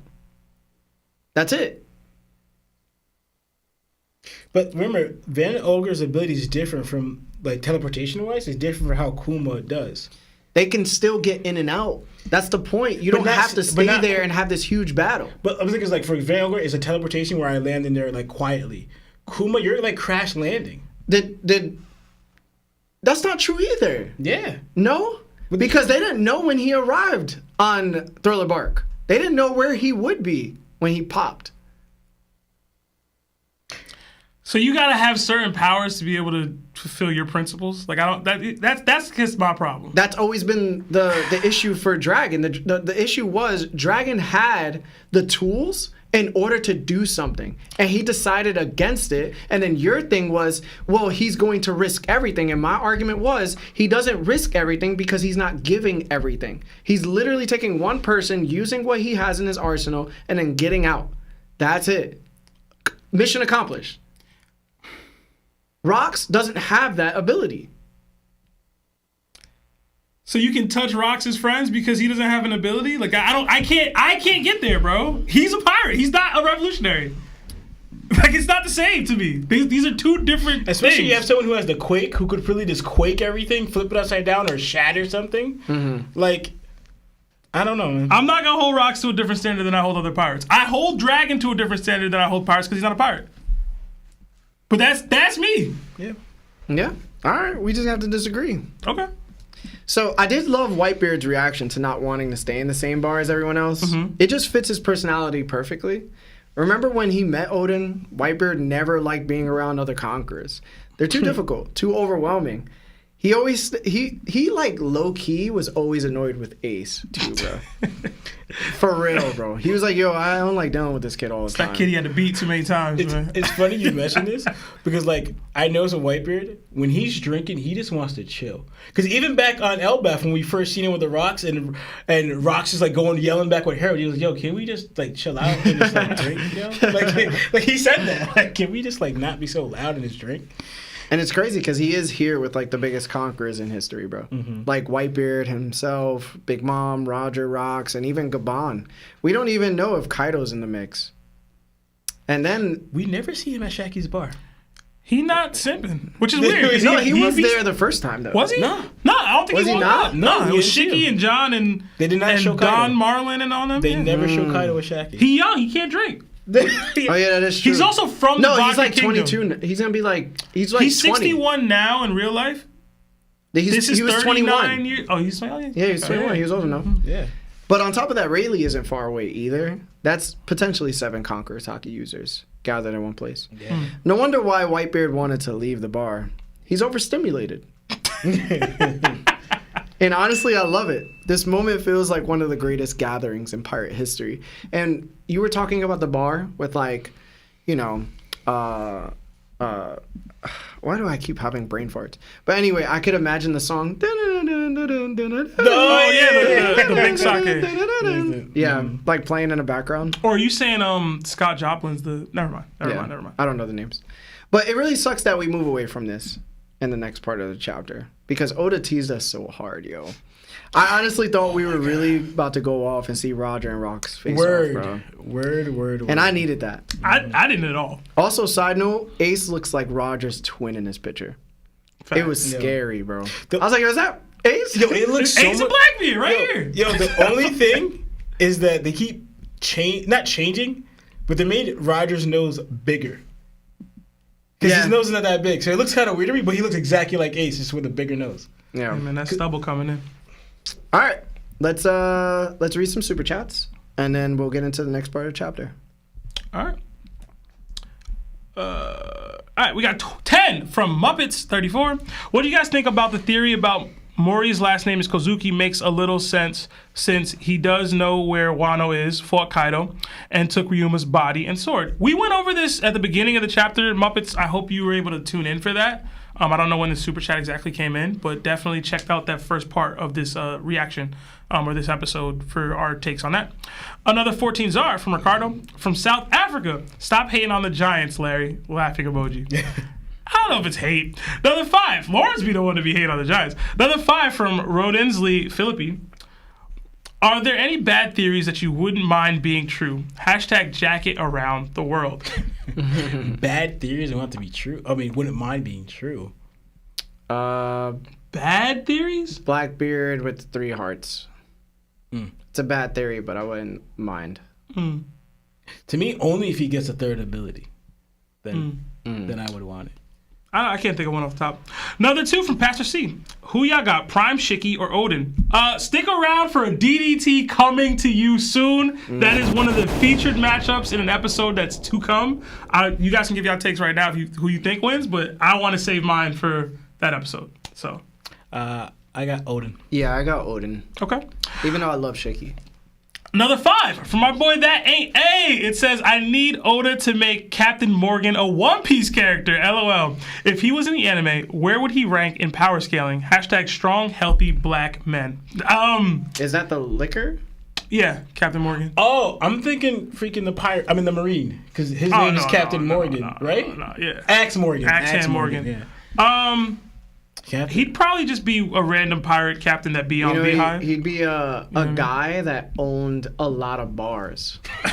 And he'd be Shaki's competition. Yeah, Shaki's competition. Shaki's competition. Yeah. You gotta make it like he goes around to other bars and crushes them. Because he wants his as a pirate. Yeah. Because he wants his bar to be better not come to Pirate Island. Man. Yeah, that makes sense. We got another 10 from Senior Sombrero. Yeah. What's good, gangy? Wanted to ask y'all, would Law be Yonko level if he cut people vertically instead of horizontally? Oh my God, I've thought of this before. No, he wouldn't. Yo, it's much harder to get back, yo. If you cut vertically. No, for sure. Yo. For sure.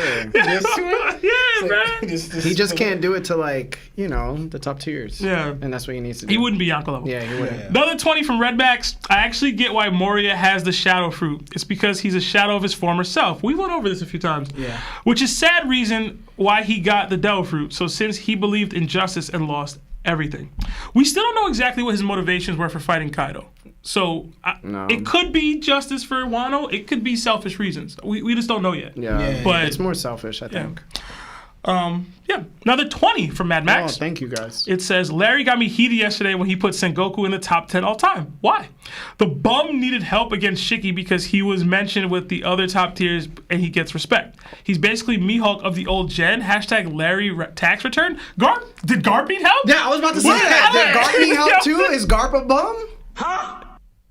Bruh. That's disrespectful. This is the problem. Yo, absence of evidence is not the evidence of absence, bro. You gotta look at the feats and the narrative together.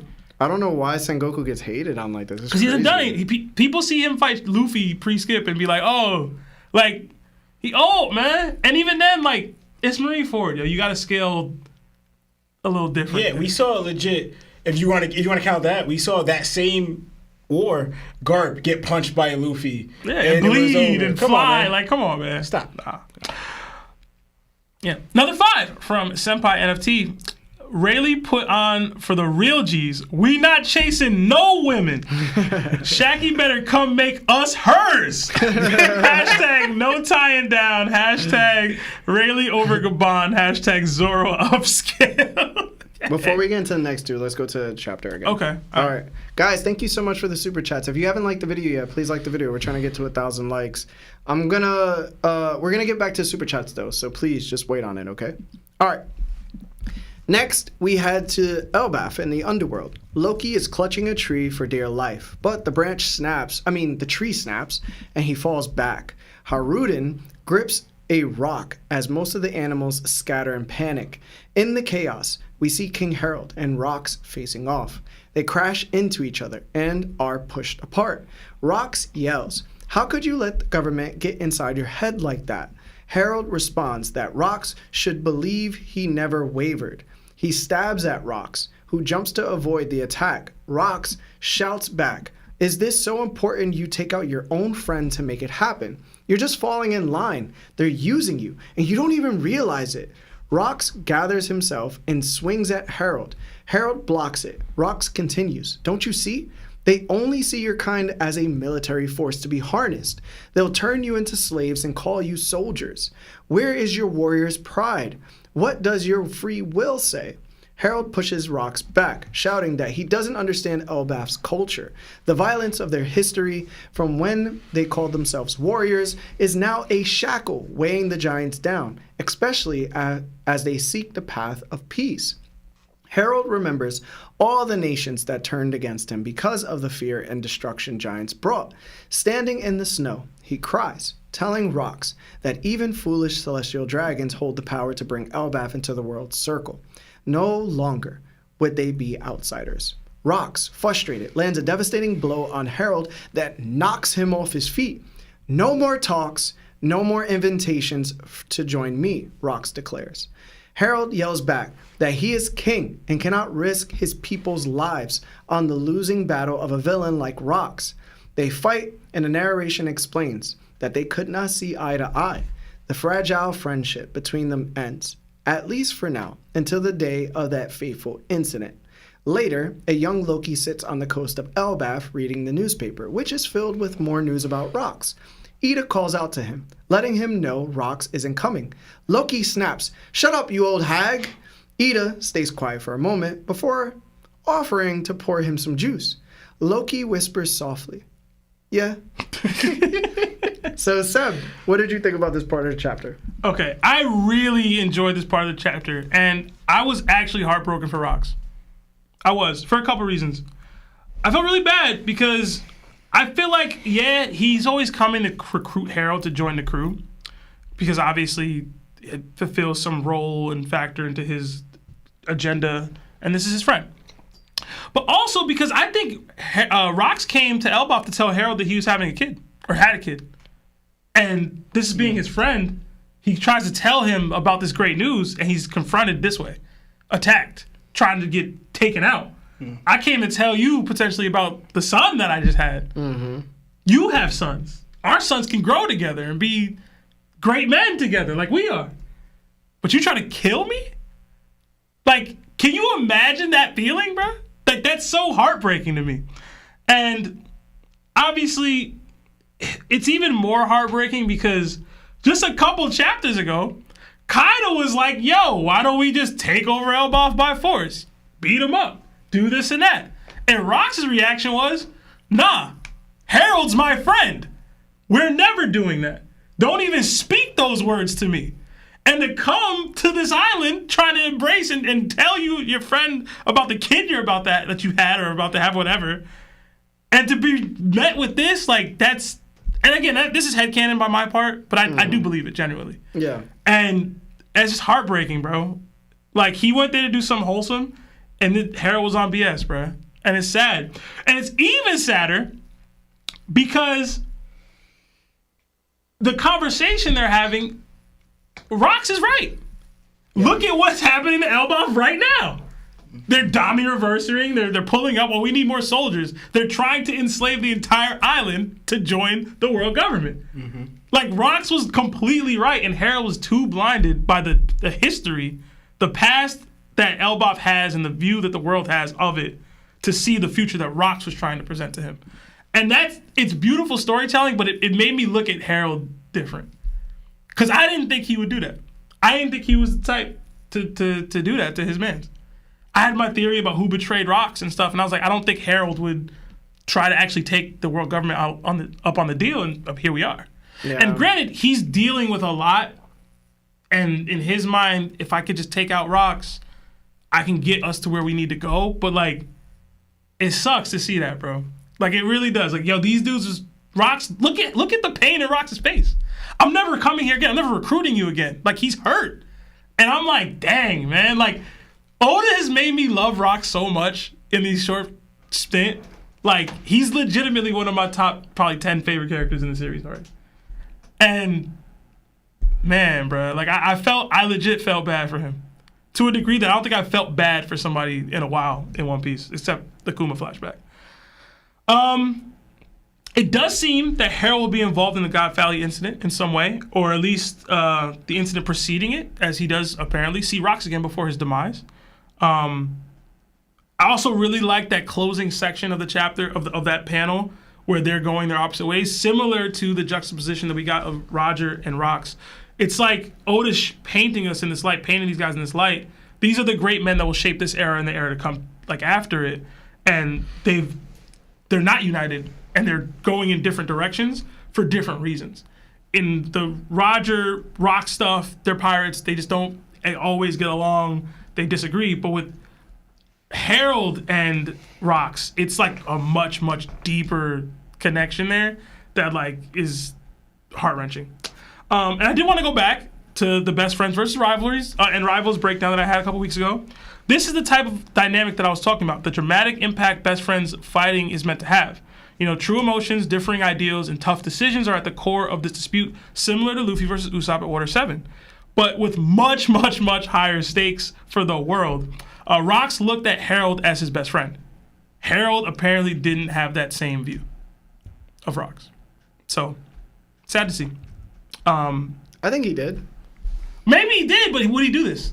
Would he have done this if he did? To me, no. You know what I'm saying? Like you're my best friend. There's nothing that could be offered to me. Yeah. That would make me do that. You know, you gotta look at it from Harold's view, though. Yeah. Hey, man, we gonna find another way. Yeah. we gonna have to find another way, bruh. But that's me.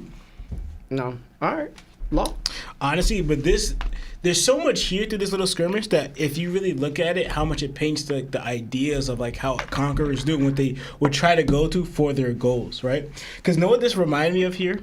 Think about it this way, right? We have like a difference between Rox and Harald, but also if you look at it, it's also a difference of the way Kaido viewed like Odin and Roger, right? Because like now you're putting someone, a conqueror, in this situation where they kind of have to choose between like what they believe in and what they stand for and their ideas, their goals, whatever, right? And remember what Kaido said to Odin, right? He goes, you chose I forgot which way he chose.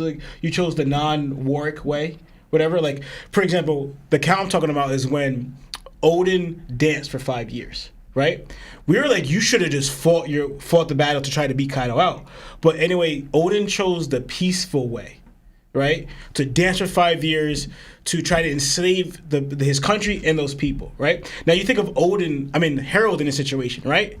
Where the world government is clearly going against every move you make. Kaido's like, join me. We could try to overthrow them. So this whole thing that's blocking you is gone. The government that's really stopping you from meeting other countries and making these trades, all this possible. We could take them down by going to war with them.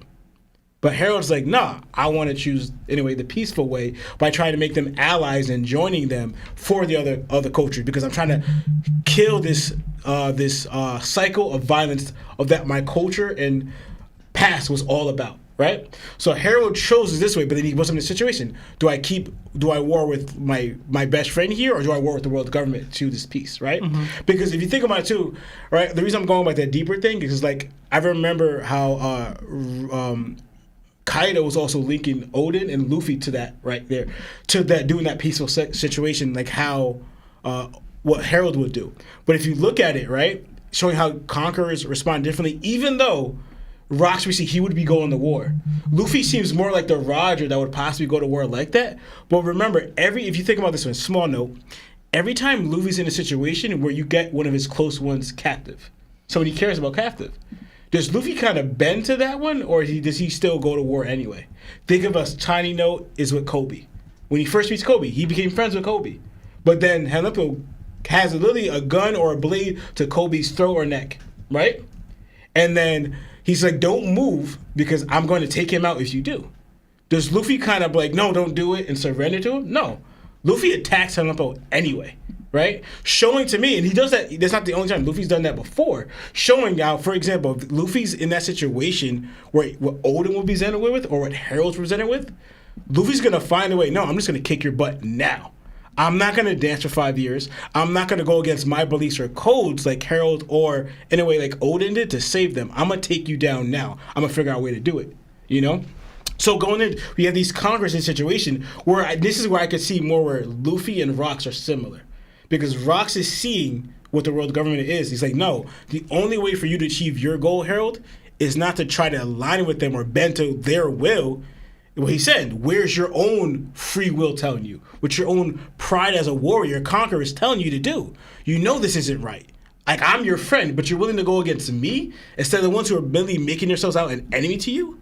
Right? So this is where that stance goes into like that. We're showing so deeper here where we see conquerors in similar situations but how they react to them. Right? So I love that as it was so much the story was being told here of how they respond to these situations where like you could tell Harald was heartbroken over it, but it's like in him, he's like, I'm doing this for the greater good for my country as well as future countries because what we could help others do. But Rocks is doing for the bigger picture in that aspect of if they're all gone, you won't have to worry about all that. You know? So then to me also too, and thinking like age-wise, so like would you guys link that Rocks and Harald are the same age? I mean not the same age, the same strength here? Like they're at least comparable, like they're at least relative. No. You don't think so? No. Okay. Okay, so to me, because one translation, it changed things though. One translation read that their fight never came to a conclusion, like they fought to a draw. This one doesn't say that, right? It says they didn't see eye to eye, right? But what I can tell is that they seemed evenly matched, but I saw Rocks stronger, right? Slightly stronger. Not by a crazy large armament, but they're around comparable strength, but I give Rocks the edge here. Right? That's how I see it. But they're around the same strength. Right? But I was also doing the math with how old Harald is here now. We don't know Rocks' age-wise because they haven't given us any inkling to how old he could possibly be. Right? But we can give a start. So I did the math. Harald should be around like 37 years old around here. In human years. In human years, yeah. Age-wise, he's like 114. So Giants age-wise. 114, humans years-wise, like 37. So, like, pretty much just to give that map out to, like, the idea of what's going on here. Right, but, yeah, that's what was there something else I wanted to bring out? I think that was it for now, because you didn't move on. Yeah. All right. As incredible as this fight was to witness, I agree with Sebastian, it was just heartbreaking, bro. Yeah. Rocks is warning Harald that while his people's violent ways may have justified the fear and rejection they faced from other nations, those same ways have also forged strength beyond their natural-born talents. Rocks isn't telling Harald to abandon Elbaf's culture. He's saying that no one else should dictate how they live. If you want to integrate your people into the world, you must not sacrifice everything to fit in. Give too much to someone else, and you lose everything that makes you unique. The world government might offer you a place among the nations, but if they demand you to take out your best friend to earn it, what will they ask of your people to secure your spot? Harald has seen the corruption firsthand. A CP agent, the other chapter, was treating people as less than human, even shooting a woman right in front of him, and he reacted. He knows the world government is far from just, yet he's willing to align himself with that devil to change the minds of the world. Rocks sees this as the wrong path. Harald is blinded. A walking contradiction, actually. He's trying to act on the violence he wants to eliminate. All for a seat in the world that does not want him. And if Harald does this to Rox, imagine what the world government will think of him. A man who took out his own best friend for his own selfish means. There's a painful irony here. Rox is witnessing the world itself, where his closest ally is willing to betray him for selfish reasons, while at the same time, Roger acts selfishly over a mere woman and Rayleigh protects their friendship. No matter the scale of the conflict, this moment proves one thing. People have an incredible ability to justify almost anything depending on how they choose to see the world. Now, let's get into the power scaling. During my reaction stream, I started working on my top 10, and naturally, I wanted to see where Harald ranked after this fight. Here's my current top 10 all-time in order.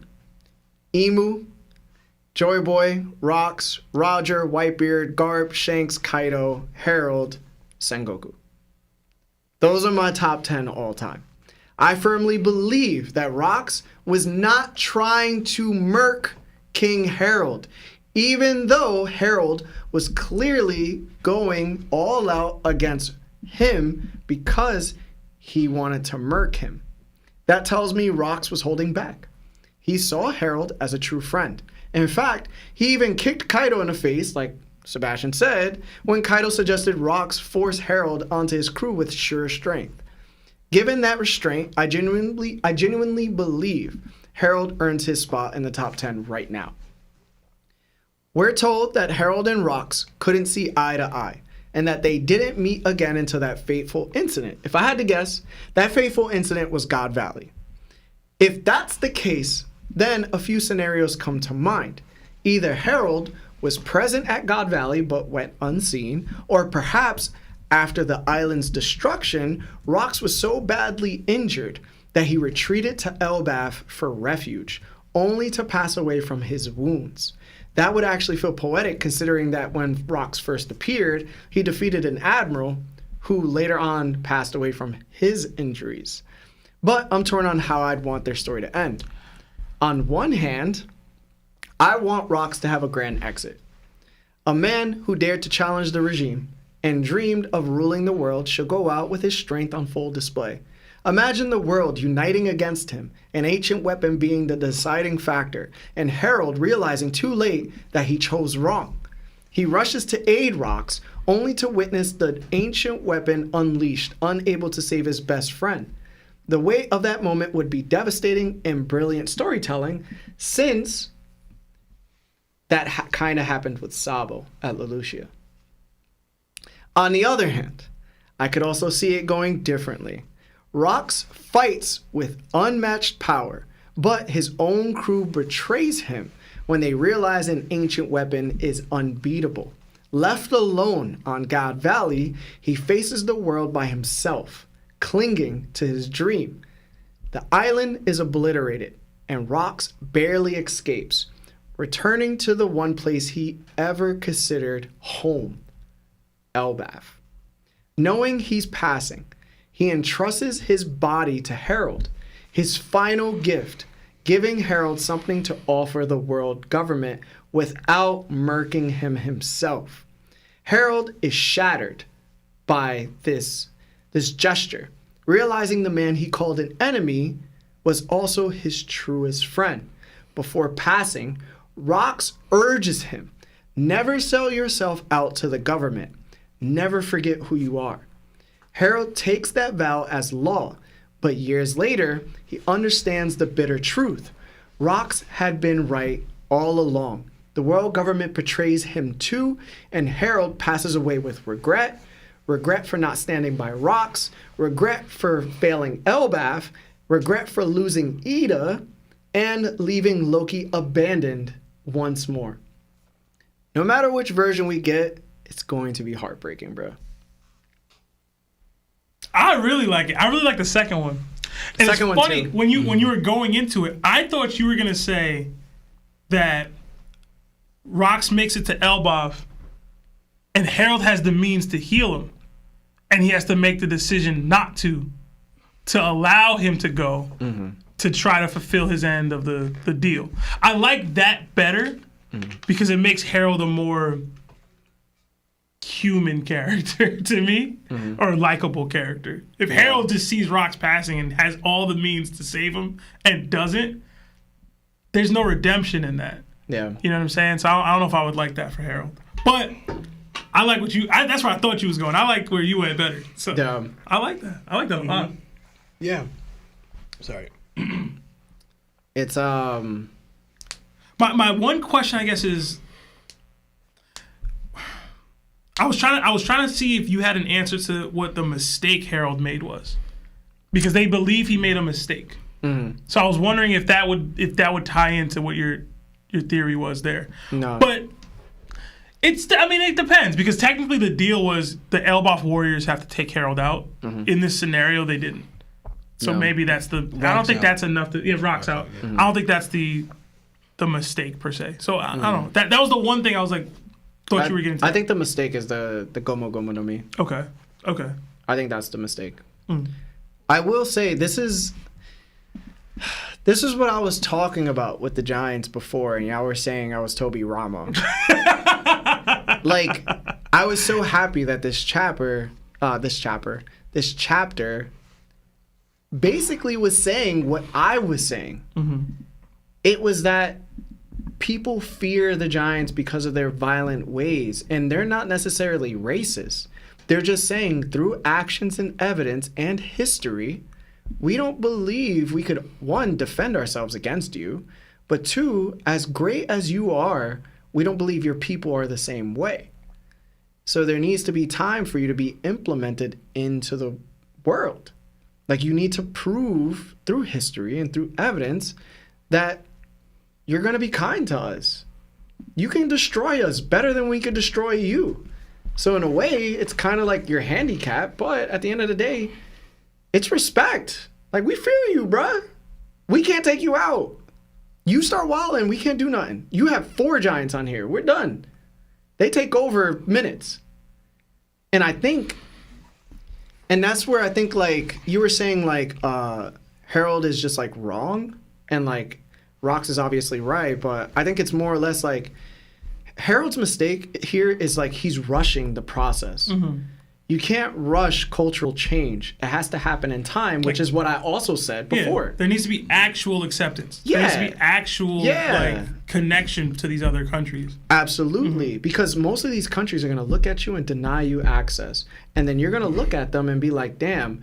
And then what does he do? Harald can't process that time is going to be had. So he goes, if there's an easier way to do this, it's joining the world government. Therefore, I'd rather just take out my best friend, even though I don't want to, in order for the greater good of his people. Because he believes this is the right way. But then he's also contradicting himself because he's also doing it in a violent way. So you're just acting on barbaric terms anyway. So he's confused. And I think what I said on my live stream was like, I think every man deserves to have a good woman by their side that could tell them what's right and wrong. And Harald had that. Harald had that in the beginning when he started to feel these thoughts and feelings because they were inspired by Ida. And because he was forced by his culture to marry somebody else that wasn't good for him and then they passed away, he never went back to Ida.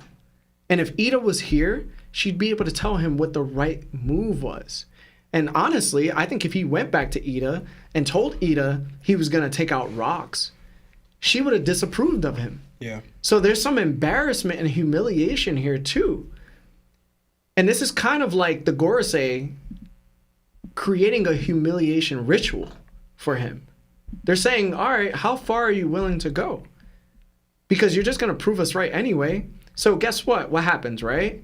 They probably make him the martyr for Rox being taken out, make him a hero. Why not? But at the end of the day, it's also like, but then he's still violent. Even the King of Elbaf is still violent. Because we just put a paper out on you for trying to, like, take out these CP agents. And I think that, like, it's hard looking at them. And, like, I know Rox was like, yo, I really, like, love you, bro. Like, you're my guy. Because he doesn't have a friend on the Rocks Pirates. There's nobody else that's his friend. It's only Harald. Yeah. Yeah. And the thing is, like, I don't even understand. Like, I kind of understand, but I don't understand why Harald still views Rocks as a villain. Like, I get that taking out the current regime is a bad thing. You're not supposed to, like, do stuff like that. But then you also have to look on the other side of the field. Well, Rocks doesn't have slaves. Rocks isn't taxing his people, right? Into poverty. Rocks hasn't, like, forced himself upon you. Right? Most of the people on his ship were won by honorable means of pirates, but also they came to him. And like Sebastian said, if he did go there to like celebrate, like, yo, I'm having a kid. Like, Blackbeard's already 1 year old. If this is 39 years, because he was 40. He's 40. Mm-hmm. So it's been 1 year. And he's like, yo, maybe our kids could like link up. And now he can't even do that. And he went there and just immediately got attacked. Yeah. And now it's like, yo, you can't be this bad, bro. Like, you can't be this stupid. And then the saddest part is, like, at the end of Harald's life, even after he rips out his horns, to prove even more so that he's worth the seat at the council, all of a sudden it's like, yo, we taking you out anyway. We're going to enslave your people anyway. And guess what? Loki's still going to be abandoned. It's like, yo, come on, dog. Like, if you, like, Sebastian's, you know, analysis of like having a best friend and also a rival is pretty true in order to receive the One Piece, because I guarantee you, if Rocks invited Harald and he accepted his invitation, bro. They wouldn't have only been able to be a Yonko. They would have been a whole new world government, because Rocks already had territories. Harald already had affiliations with other kingdoms. You could have been the source to combat the world government, but you also would have had more leverage to the point you don't have to murk your best friends in order to be affiliated with them. He would have just had to tell Rocks, like, yo, we can't just go up there and just take them out. We have to find some different way to do this. If he would have told Rocks, then what's Rox's reaction, like, or response to that? Maybe I'll listen to you. Maybe there's another way. But if there isn't, and I show you the real world, and I show you that Emu exists, like, Rocks might have told Harald that Emu exists anyway, because he was his boy. But if he told what Emu was and what was to come, and they started talking about the prophecies that are, like, on Elbaf, yo, Harald might have switched up and been like, you know what, like... Hey, man. It's gonna be sad, bro. Tragic. Tragedy, we building up to some tragedy, man. That's Oda's. That's his calling card in these flashbacks. We got to get to that. So it's just wild because we have two tragedies. And we might have more than two. And the thing is, yo, we're gonna see Ida pass away, and like Harald gonna feel that too. And I guarantee you, at the end of Harald's life, when we get to that point, he gonna think to himself like, yo, I failed at everything I've ever tried. Did it say Ida passed? No, but she's not there. Around. She's not around at all. And she's a One Piece mom in a flashback. It's like she's not around, bro. The odds that she survives to this point are just very low. And she's not even at her bar no more. Yeah, I mean, she could have passed from old age, but from what they said, I swear they said because she not kicked out the island, but she left the island. That's what I thought. That was never stated. I don't remember either way. But anyway, since the last part of the chapter is super short, we're going to do that, and we're going to do the rest of the super chats. Okay. Just to get it out of the way. All right? So for the final part of the chapter, we jump back 39 years ago in the West Blue at God Valley. We hear the cries of two newborns. Someone exclaims, "Aw, it's twin boys." The crowd gathers, smiling and commenting on how adorable they are. A woman is gently pushing their carriage. One villager points out, "They have your hair." She nods proudly, replying that yes, they do. Another villager hopes the boys will grow up as wise as their mother, especially since their father isn't around, so the community will have to help raise them. The woman thanks them warmly, then asks their names. She looks down at the twins and says their names are Lawrence and Lionel. Yo, I knew you were going to do it. I knew it. Their names are Shanks and Shamrock. I can't. So, Law, what are your thoughts on the final part of this chapter? So one thing I want to add, I've been saving this, right? So we all recognize that. So God Valley happens a year after this, right? Yeah. 38 years ago, right? But the mark of 39 years is the time where Gold Roger arrives at Lodestar. Right? So at this time, a lot of people are thinking, all right, what is Roger doing? He just kind of fooling around. So around this time, Roger actually believes he's, for lack of a better term, circles the globe or arrives at every island, and he believes he arrives at the last island, Lodestar, then finds out that there's one more island. So that happens this year, the 39 years ago, before God Valley, Gold Roger reaches Lodestar. So I want to point that out, and then God Valley happens, and later on, he reaches finally Laugh Tale and becomes King of the Pirates. So I want to point out this year, 39 years ago, is when Roger lands on Lodestar. So he already went around the entire world, supposedly, and that thing, right? And the other thing I want to bring out, right, is that I don't know why. Maybe I'm tripping, right? Because, so do these people look like celestial dragons to you? No. They look like people at God Valley. It is an actual kingdom there. Yeah. It's not affiliated. Exactly, not affiliated. So these are people from what I'm guessing is, God Valley, right? So we know that Shanks is from God Valley now, right? But the way it's worded here, I don't know why I'm tripping, but it says, right, we can only hope that they can turn out as wise as you two. Just talking about, obviously, the mother and the father. Then it says, without their father around, we'll have to help with that. Thank you, sir. I don't know why. That kind of screamed out to me that their father passed away. Why do you say that? Because it said your father, without your father around. I could be wrong. I don't know why. It just a thought. Because to one time I was like, oh, okay. Because now we're thinking either Garling took a wife from, like he's been here 2 years ago, and then a year later he ends up meeting a wife, or just a woman he sleeps with and impregnates, right? So it could be that, since he, because they already know that he already tried to affiliate them. They said no for whatever reason, right? So I guess he's becoming friendly with them, but then also wants to use them for, for their whole game. Is he just playing games? But the reason why they word this is without their father around, to me, it didn't. I don't know why I read it as the father possibly could have passed away. That possibly he takes these two ones as adopted sons, not as his birth-wise. I'm not saying that is true, but just the way it was worded, that's what I read as well as being, all right, Garland's just not here. It could be Garland's just not here. He's doing business because he is also a knight, so he's not going to be just dedicated to this island, right? But I also read it as, what if it's also the father's gone? He passed away, Because then what led me to believe, if that's true, I wonder, because how we keep getting ties to lineage here, right? Special races and all that stuff. What if Garling, part of the reasons why he said Emu will be pleased, he found a race, because he said something preposterous, whatever that means, for what he's talking about. But what if he found a special race or lineage here, right? And it could be that, and it could be two things. He wanted to mate with that thing to produce offspring for his grand purpose, and Emu and to rise his ranks, whatever. Could it be that he spelled the race and then he offspring with that race? Or it was like they're races that we can use to further, our power, our strength, all that, because they're special races. So I thought of it two ways. Not saying that it is, because we don't know what that preposterous thing he found here, but I just know that they pay attention to lineage and all that stuff. I don't think it's worth Emu's time, bro, because buccaneers were found and they immediately made them slaves. Yeah, so made them slaves, right? But I understand that. But also too, I'm thinking the fight. They're trying so hard for Elbaf's, trying to recruit Elbaf's lineage, right?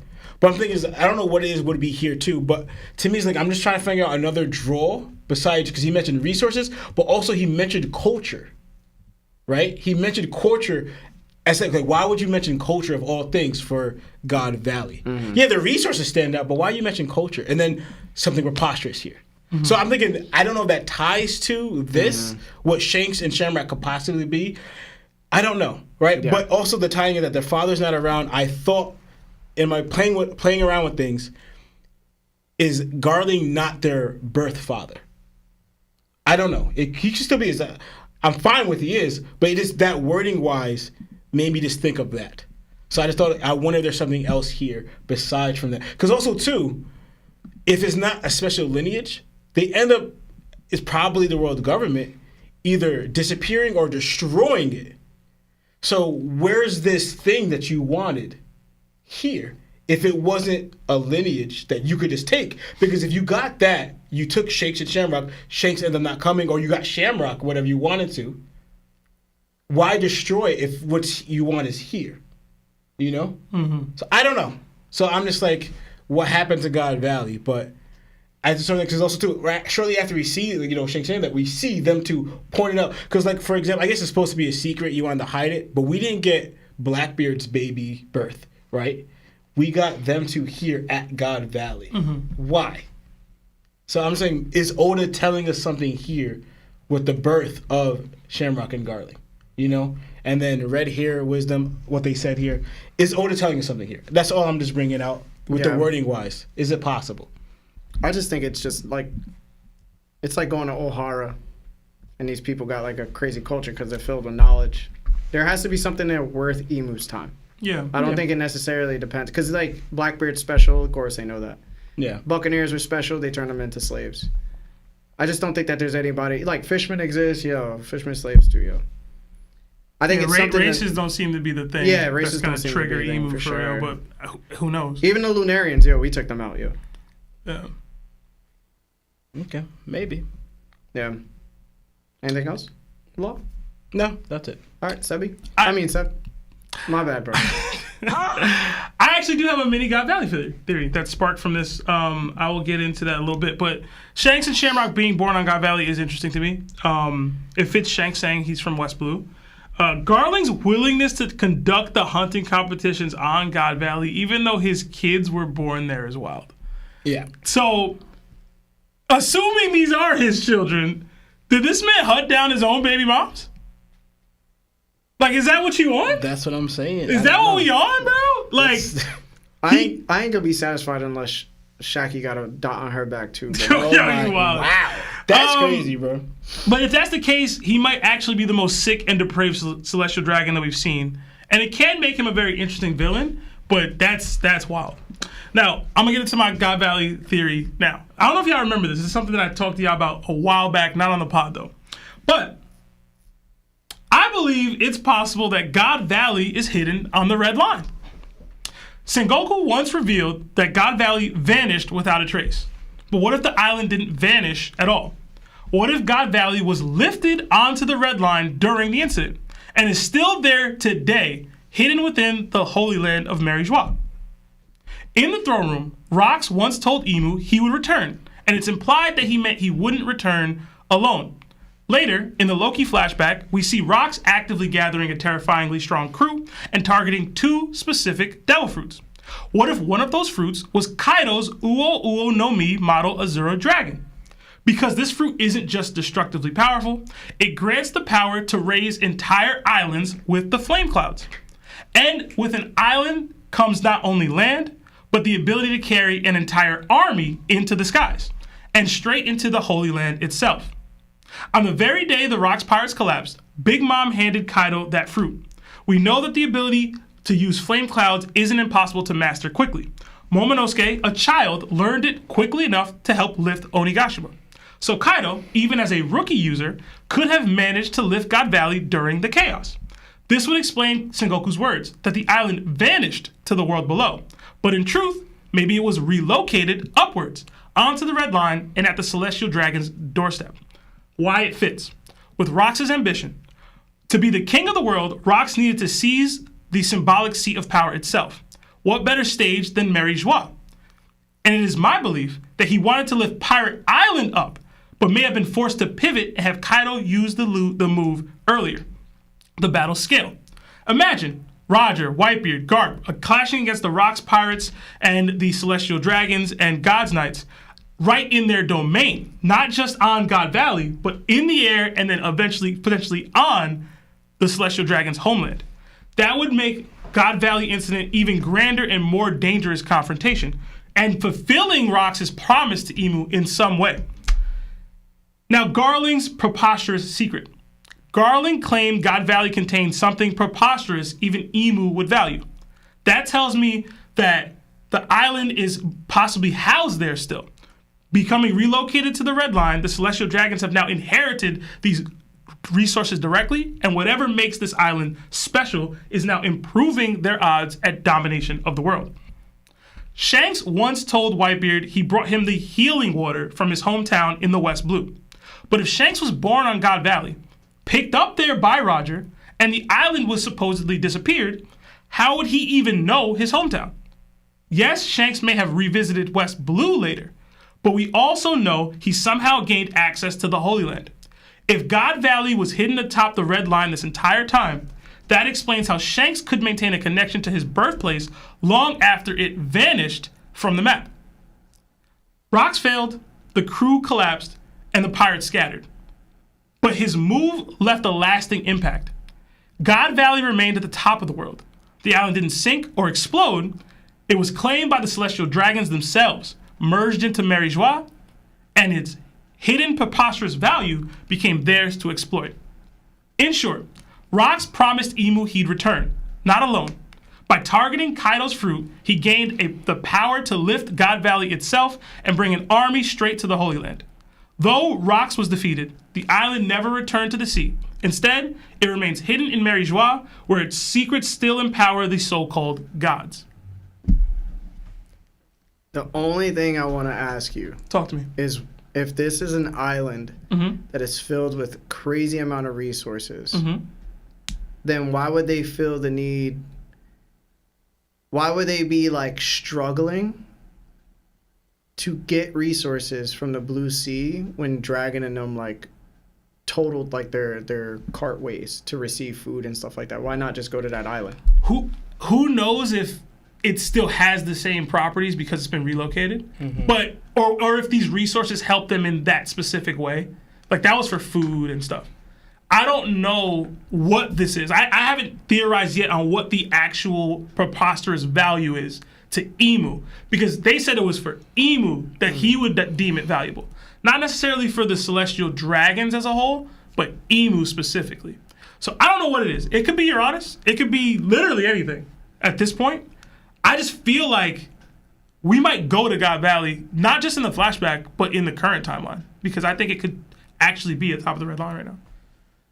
But, I mean, I could be tripping, you know? I just kind of, originally when I created this theory, it was Rocks had Kaido's fruit and lifted it himself. And his game plan was originally to lift Pirate Island. But then when that didn't become true, I kind of scrapped the theory. But then when we got back here, I'm like, maybe it can still fit in this way. Because with Rocks telling Emu, I'm going to return, I'm a little upset if he never did, you know? But if God Valley gets lifted, and if like I said, if he's like, I'm gonna return, but not alone, with an army, how am I gonna get that army there? We've had Broker on saying that Blackbeard would use Karibo's ability to like house an army and get to Mary Joie. What if this was Rocks' way of supplanting the giant Red Line, like by using this to lift Pirate Island and land it on top of Mary Joie? But he just had to pivot and do it earlier here. Yeah. Again, so like, where would the island be? It's just on Mary Joie right now, somewhere there, because we haven't explored like all of that. But we've seen the cities under. Yeah. We've seen the cities around it and like the castle. I'm just like, where's that valley? Yeah, like, the valley's huge. Mary Joie, the Red Line is huge. Like it could have fallen short. I don't know. It's a work in progress. Maybe I can still work on it, but I feel like we might get there, bro. Because to me, the Shanks thing is it's not making too much sense, but it is at the same time. I mean, he could just consider his homeland not where he was born, but like where he's from. The same way, like Gecko Moria might have not been born in Ringo. Yeah. I mean, it could make sense. We just haven't explored all of the Red Line, right? Like the Lunarians probably have some type of like cities that we just haven't seen because they were taken over. I just think that they were built upon the cities, like Mary Joie. I don't know, man.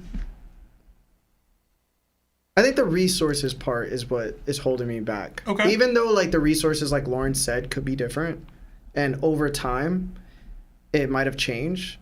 But I do feel like the world government is smart enough to say the resources will change, and this is just going to be a big piece of land that we're not going to use, and it's kind of in the way. Okay.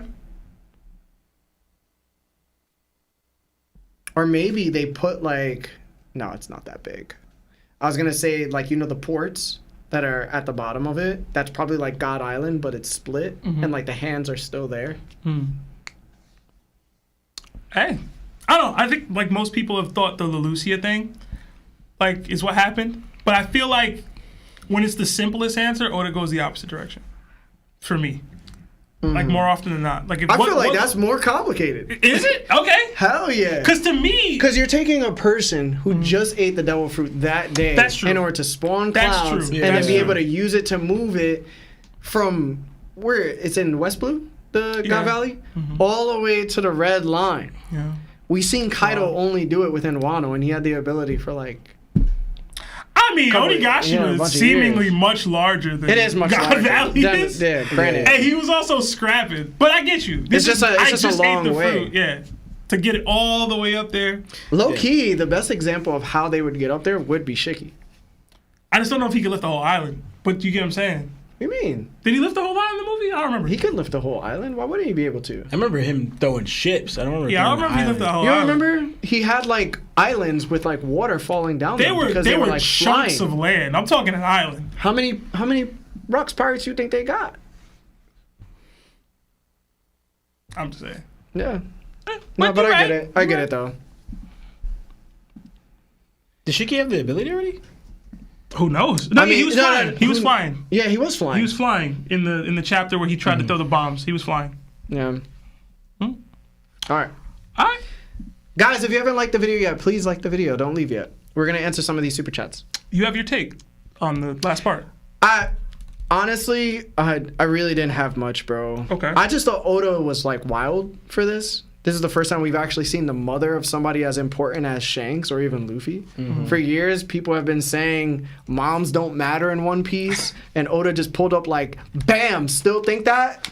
I mean, he didn't show her face. He didn't show her He face. didn't give her name. But the red hair especially feels important. I had sort of the same feeling about Lawrence. I just didn't take it to the next level the way Lawrence did. I just felt like there is something special about them since they're the only people with like red hair. So it kind of reminded me of Naruto with the Uzumaki clan, where they were famous for their chakra levels and their seal techniques.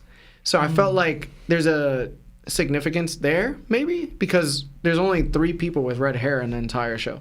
Okay. You know what I'm saying?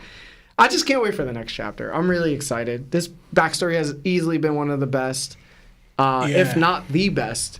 And definitely the most interesting. I really don't want it to end, and I feel like it's ending soon. I think we have about like 3 to 4 chapters left. It's wild. Everybody was so hyped to be in Elbaf, and even the Elbaf current timeline was like fire. And now that we're in this backstory, nobody wants to go back to Elbaf. Yeah, because we're actually getting lore. You know what I'm saying? We're actually getting the lore that he built up for a little bit, and that's one thing that would make the show better if he flushed it out more. Yeah. But honestly, when we go back to Elbaf, it's about to kick off because we in the heat of it. Yeah. So I really hope we get a Rocks versus Roger at least. But I want to see Roger meet I'm Harald. honestly hoping for the best. If not, give it to me in a movie.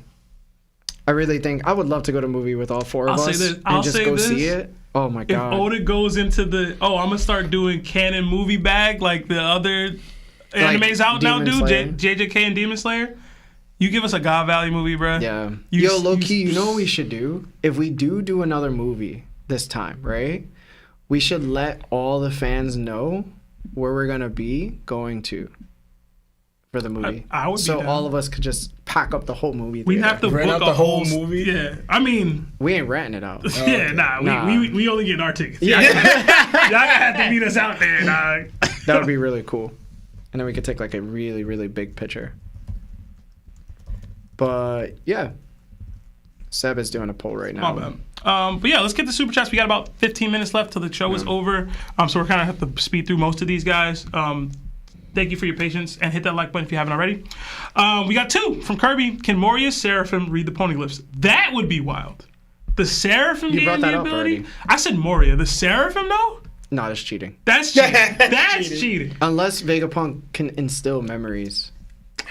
I and knowledge. He had Kuma access for a while there. If it's part of their DNA, which doesn't make sense to me, maybe. If it's I part of the don't think it's could. DNA that you learn how to read them. Momo didn't just know how to read them. Yeah. You know. Another 250 from Nico. What if Moria is a Kurozumi adopted by Kozuki? We had similar thought processes a little earlier. More Moria stuff there. We must be way back. Another 5 from 3 Joy Boys. Do you think Moria could join Cross Guild so they can read the Poneglyphs? That was where my mind went when I thought of Moria. Another 20 from Wade the Asian. Past few uploads, absolutely fire. Last week episode was amazing. What in the story are you looking forward to the most? Me personally, probably Zoro blackening his blades. Hashtag Gecko story is crazy. Hashtag where's the part-timer. Hashtag Zoro's the coolest. Hashtag Larry Tags. Thank you. I want to see how Rocks goes out. That's what I want to see right now. That's probably what I'm looking forward to the most right now. That and Shanks getting taken out. But that's not gonna happen. Just for right now. I have a whole bunch of Yeah. Another 5 from Ultramix. How big of a loan did y'all have to take out to afford that Shonen Showdown guest spot? We're broke. We're broke, bro. We broke. Another 2 from Digital Cab. Does Shaki have the best cookie in the verse? Apparently not. Is she greater than Boa's? Question mark. I mean, if I Rayleigh, think Boa's is better. Too much cookie talk these past 2 days. Yeah. Another 5 from Inferno Knight. If Ace became a Marine, would the world government still have executed him, and would GARP still allow it? Hashtag Moria upscale. So they're just gonna murk their own people. Like, they've done that in the past, but I don't think they would. They would try to capitalize on utilizing Ace. Yeah. And if Ace ever wilded out, they'd probably then try to off him. Another 10 from Off Brand. Moria came to Wano and saw Odin dancing in the streets and was disappointed. Went to fight Kaido, didn't know he was like that, lost. He was too early. He didn't get the 20 years memo. Hashtag justice for Moria. This is all facts. Yeah, this is all facts. Moria got the kid treatment for sure. Yo, bro, it's bad, bro. Another 4 months. Nakama status from Xavier Odili. Great stream yesterday. Thanks, Larry. Hashtag Bible is top 1. Oh, yeah. I said something so funny. You did, bro. I forgot what it was till just now. Yeah, but we don't got to bring that up. Another 2 from Luis Gonzalez. What are y'all's hear me outs? Mine's Katarina Devon. They've asked us this before, and low-key, she was mine too because she can change her appearance. Hear me out? Hear me out. She can change. She can change up to what I want. Doesn't make it real, bro. Hey, man. Make it real. As long as I can perform. Out? Hear me out.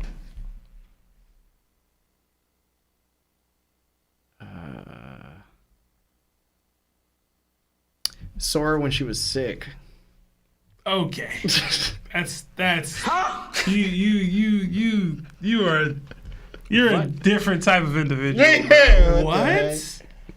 You having like Make-A-Wish Foundation Listen, bro. fantasies, bro? Like, what are you doing? Bro, she was just a fine woman, bro. What if she start coughing on you, bro? Like blood. Lawrence? What the heck? Also, he was making her sick. She wasn't. She took them pills herself. Yeah, bro. If I remember correctly. I don't think I have one. Okay. Another 5 from BGN. It says from Hassan. It says, Seb looking like the type of person to bring pepper spray everywhere he goes. Hashtag don't touch my purse. Hashtag if you know, you know. Hashtag 100 windshields versus 1 Lawrence. Windshields don't fight back. And They don't. I don't get it. Why I look like that? Why? What am I? They low-key was actually disrespecting you, bro. Yeah, I'm saying. Actually, is it low-key? You could defend They it. said Very high purse. key, bro. They said purse, bro. That's wild. Is it the satchel? I don't know. I don't know. I guess, man. I mean, y'all canceling me over my Sora take? That's crazy. Nah. Listen, They sick women need love too. Yeah, that's sickest. Yeah, y'all sickliest. That's not a word. Are you like trying to take care of the woman or just trying to? Another 35 Czar from Ricardo. It says, I thought they made him an honorary Kozuki because he was fighting Kaido while Odin was busy twerking on the streets. Maybe, bro. I don't know. It's like, you want to step in real quick? Our man's just acting a fool. That's your cousin, man. Talk to him. Oh, I guess that in this state, he is an honorary, right? Whatever. Yeah. Another 10 from Kojo. This is my first time doing this for a channel. I've watched this channel for 3 years now and enjoyed the debates and theories. I'm not a big fan of being emotional, but thank you, big bros, truly. With a smiling thank emoji. you, bro. Thank you, Kojo. You better start crying. Don't cry, man. Lawrence ain't gonna respect it. Another 5 from Eddie's Lobby. 40 chapters just for Moria reveal is bad, and it makes Wano even worse. We spent 4 years in Wano, and Oda couldn't sneak this in there. Give it. We can't keep. We gotta get past it. Hey, man. Yeah, y'all heard my rant, bro. Another. Yako joined the crew. Thank you. Khalifer Appreciate Howl. you. Enjoy the emojis. Another 5 from Q. It says, y'all crack me up when y'all call him Ja Rule. It's pronounced Yarul. Or Yarl? I don't know. Yarul. I think it's Yarl, actually. It's Yarul. Love the pod. On episode 191 right now. I listen to you guys when I'm at the gym or cleaning. Oh, thank you, bro. Okay. Thank you. Another 5 from Ale Suave. It says, Cat Williams voice. No! I can't do a Cat Williams voice. I don't think I can do that. You gotta say the whole thing. It's a pip called Silvers. It's like a tribe called Quest. I hope I did that well enough for you. Yeah. Another 2 from Nico. Like a tribe called Quest. You say the whole thing. Thank you, Mark, for the assist. Another 2 from Nico. Are y'all planning to do a top 30 anytime soon? Hopefully. Yeah. Maybe So, end of the year? I don't know. Yeah. I was thinking end of the year, but most likely it's gonna be around like Elbaf. Okay. Another 2 from Q. I meant Jarl. It's pronounced Jarl. LOL. My bad. Yeah, I think it's Jarl. I like Yarul better. I actually know a Jarl. He was from Sweden. Another 2 from Project Iceman. Saw a theory that God Valley was an ancient weapon. Maybe it houses one. I don't know if it itself is one. Oh, I will say though, those 2, like the flip them. It's like a Death Star. It's like, yeah, I kind of like that thought process. We got another 5 from Glossy. It says, Larry and Seb get heat for it, but everything wild is from the twins. Yo, it's facts. Yo, it's facts. Yeah, they be crazy. wildin', Wildin', bro. Hashtag Arlen is a dirty street rat or whatever Law said. I ain't say that. That was you, bro. I didn't even call him a dirty street rat. Yo, what episode was that, bro? Please. I didn't call him a dirty street rat. Yeah, the tape don't lie, bro. Dude, all right, it's gonna say I said hood rat, which is not much better. But I ain't call him dirty. That dirty was not in there. Okay. All right. I'm going to try to speed through some of these, bro. We got a lot of super chats, bro. Another 5 from Eddie's Lobby. Do y'all think they call Rocks and not Zebek? Why do you think they call him Rocks and not Zebek? Nobody calls Roger Gold or Garp Monkey. Also, my boy is born this year at the end of the chapter. Anel. Oh, Anel is born. Okay. Congrats. Congrats, brother. Congrats, man. Honestly, some names just stick better than other names, is my answer to that. It might not be what you want, but it's just true. Yeah, that's true. Rocks is it's catchier than Zebek. It just is. Another 5 from Nico. Do y'all think we'll chill on Elbaf after the fight? I hope Luffy and the crew go see the mural. I would like to see Luffy and the crew go see the mural.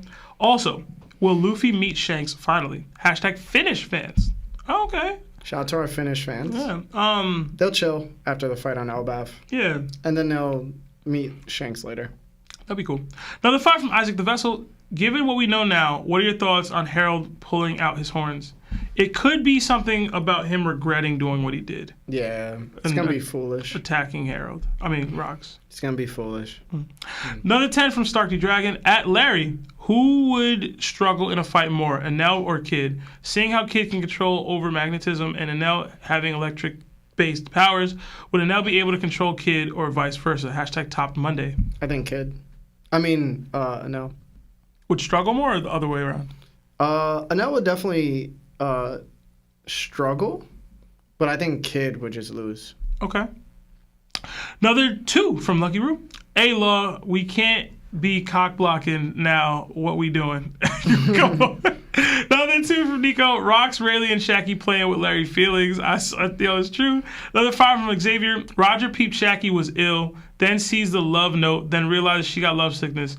He goes to Shaggy to bring Ray to save her from being sick. That might be a bit of a stretch, but Number 2 from Gregory Rodriguez. Rayleigh, we bros, Roger. Roger, we're pirates. Number 2 from Hassan. Larry's vein almost busted out his neck. Number 2 from Max Power. Larry being super emotional. Hashtag Seb the Goat. Hashtag Milkman Law. Number 2 from Project Iceman. How in the world does Loki know all of this in flashback? I be thinking the same. How are you there for the parts you weren't there for? Hey, bro.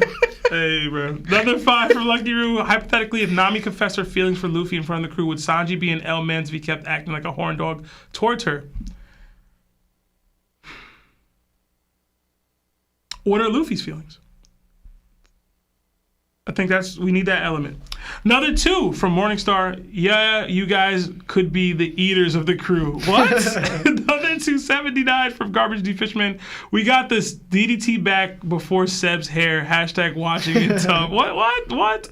Another 5 from Nico. Content idea. Rereading and reviewing arcs / chunks of the story on a separate pod would be a nice way of reliving the story before it ends. Yeah, we were thinking about doing that already. Yeah. Another 10 from PKJ. Larry, the rest of the crew didn't know about the note, so he needs an excuse to go see Shaggy. He was sad for his mans and perked up because he had a plan to try to set Ray up. Hashtag WMans, hashtag topped, hashtag wingman Roger. That's part of how I view it in some way, yeah. Another 2 from Nico. Favorite One Piece moment. Mine's is Whitebeard's death. Marv 2. I have so many. I'll just say You Want to Live. Favorite? I don't think I have one. That's kind of wild, bro. I ain't gonna lie. Favorite moment? Yeah. I don't know. I never just capture moments. Larry, Marv, do you have one top of that? I like Laboon's backstory. Okay. Being a dog owner, I can relate to, wanting to see your pet when you get back home. Okay. I was about to ask you about Choo Choo, but you probably don't remember. Nah, I don't remember Choo Choo. Larry? Blackbeard's speech about dreams. That's a peak. That's my favorite panel in the series. Secondary, Ace's death. Another 10 from Cleavage. It says, what if Garling found that Rox knocked up someone on God Valley and his kid will be born soon? Blackbeard is 40 years old, explaining Rox grinning in Shaggy's bar and why Emu would be interested to lure out Rox. So there's been theory going around that Shamrock and Shanks are Rox's kids. I don't know if I like that at all, but people have been playing with that. No. Yeah. But maybe. Another 5 from Jada Rude. It says, outside playing with my kids, and I was thinking it would be a shame if it ended. Then remembered to pay my taxes. To close, hashtag not related, hashtag wink wink. What? Oh my goodness. What? Too close, as we said. Another 5 from Gregory Rodriguez. Random thought, but does Roger calling Rox a porcupine confirm black and gray hair and not black and blue? Also, what's the greatest fictional story ever told? You're reading it. It's about One Piece. And I thought we got the confirmed colorway for his hair. It was white. It was never confirmed. Maybe I'm tripping. You're just seeing pictures, and people are assuming that it's... I thought that was an official art by Oda. There's no official art for Rox. I'm going to send you something later. I think it was just because it's spiked. Yeah, I thought it was just because it's just spiked. Another 2 from Fremos. Luffy will, but do you see Shanks surpassing Roger? I don't.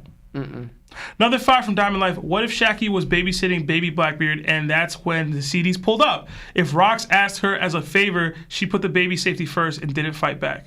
That would be enough. That would be enough? Yeah. I was like, yo, we got to get there somehow for Larry, bro. But that should be enough. Yeah, for sure. It's his kid. Another 5 from PKJ. If someone's inner thoughts don't equal their outward actions, they obviously their actions are staged, but the inner thoughts equals outside actions. It's real. No. Another 2 from Nico87 is, will Kobe be a conqueror? Hashtag bust it open. No. No, I don't think so. I'm on the fence. I don't want it to be, but I can see it. Another 5 from Josh. Roger told Rox to shut up. Rox told Whitebeard to shut up. So in Larry's eyes, Roger is over Rox. I tried to bait you with that earlier. You ain't take the bait. Another 5 from Jada Rude. I took that quote from the Boondocks and constantly use it in real life when I can too, Seb. Hashtag unknown known Seb. Yeah, man. Another 2 from El Suave. Ida, Loki, I love you. Loki, they all hated me. Another 5 from Diamond Life. What if Harald used the excuse of Rox hitting Loki in 11:45 as an excuse to start this fight if Harald couldn't find a reason to off Rox until Loki? That's goofy. Another 5 from That Ain't Aim. Who y'all want to dub before Rocks? I got Samuel L. Jackson. To be the dub for Rocks. I got Samuel L. Jackson. Hashtag Emu got Harold's mouth working like a puppet. Hashtag get this mother effing emu off this mother effing island. Samuel Jackson would be crazy. Another 5 from Raven Atomic. Yo, what up? I just got my butt kicked and sprained my fingers. If only I had that armament. I hope y'all doing good. I hope you good, bro. I hope you good too. Yeah. Another 10 from Max Power. Have y'all read JoJo's Bizarre Adventure? It's so worth a read, and if you went in depth with it like y'all do One Piece, your music taste will skyrocket. Specifically, Steel Ball Run, absolutely goated. Hashtag Ora. Every time I close my eyes. Yeah, man, I already know about Jodeci. Larry tried to put me on the first season. I ain't like it too much. Yeah, but I gotta lock in. I already watched Ocean Stone. I watched up to there. I haven't read it yet in a bit though. Another 2 from Al Suave. Blackbeard was even born off screen. What a feat. Super chat of the night. Another 2 from Jada Rude. Garling said Roe v. Wade who? That's wild. And another 5 from Needless. Love the stream. Haven't caught a live in a fat minute. Glad to be here. With my girl again right now. Can y'all say hi to Sabrina again? Hashtag Larry Tags. Do better this time. Yo, I'm not saying anything. Hi, Sabrina. Hi, Sabrina. Hi, Sabrina. That's a good man, Sabrina. Make sure he ain't cheating on you for months. A good man. But don't be a Shaki. All right? Make sure he treating you right. Look at him right now and be like, you better treat me right. That's all the super chats. Yeah, that is all the super chats. All right, guys, thank you so much for all of your super chats and support as usual. To everybody that's on Spotify and Apple Podcasts, we love you so much. If you will please give me some patience in order to put these timestamps on the video, and I'd appreciate you. If you haven't liked the video already, please like the video. If we missed super chats, please tell us. Also, thank you, Mar, for another episode. Guys, we will be here next week at 6 p.m. Eastern Time. There is no break week that I know of, so you are going to see us again, all right? But my name is Larry. Hello. Seb. And Lionel, and this is TOPT. Jana!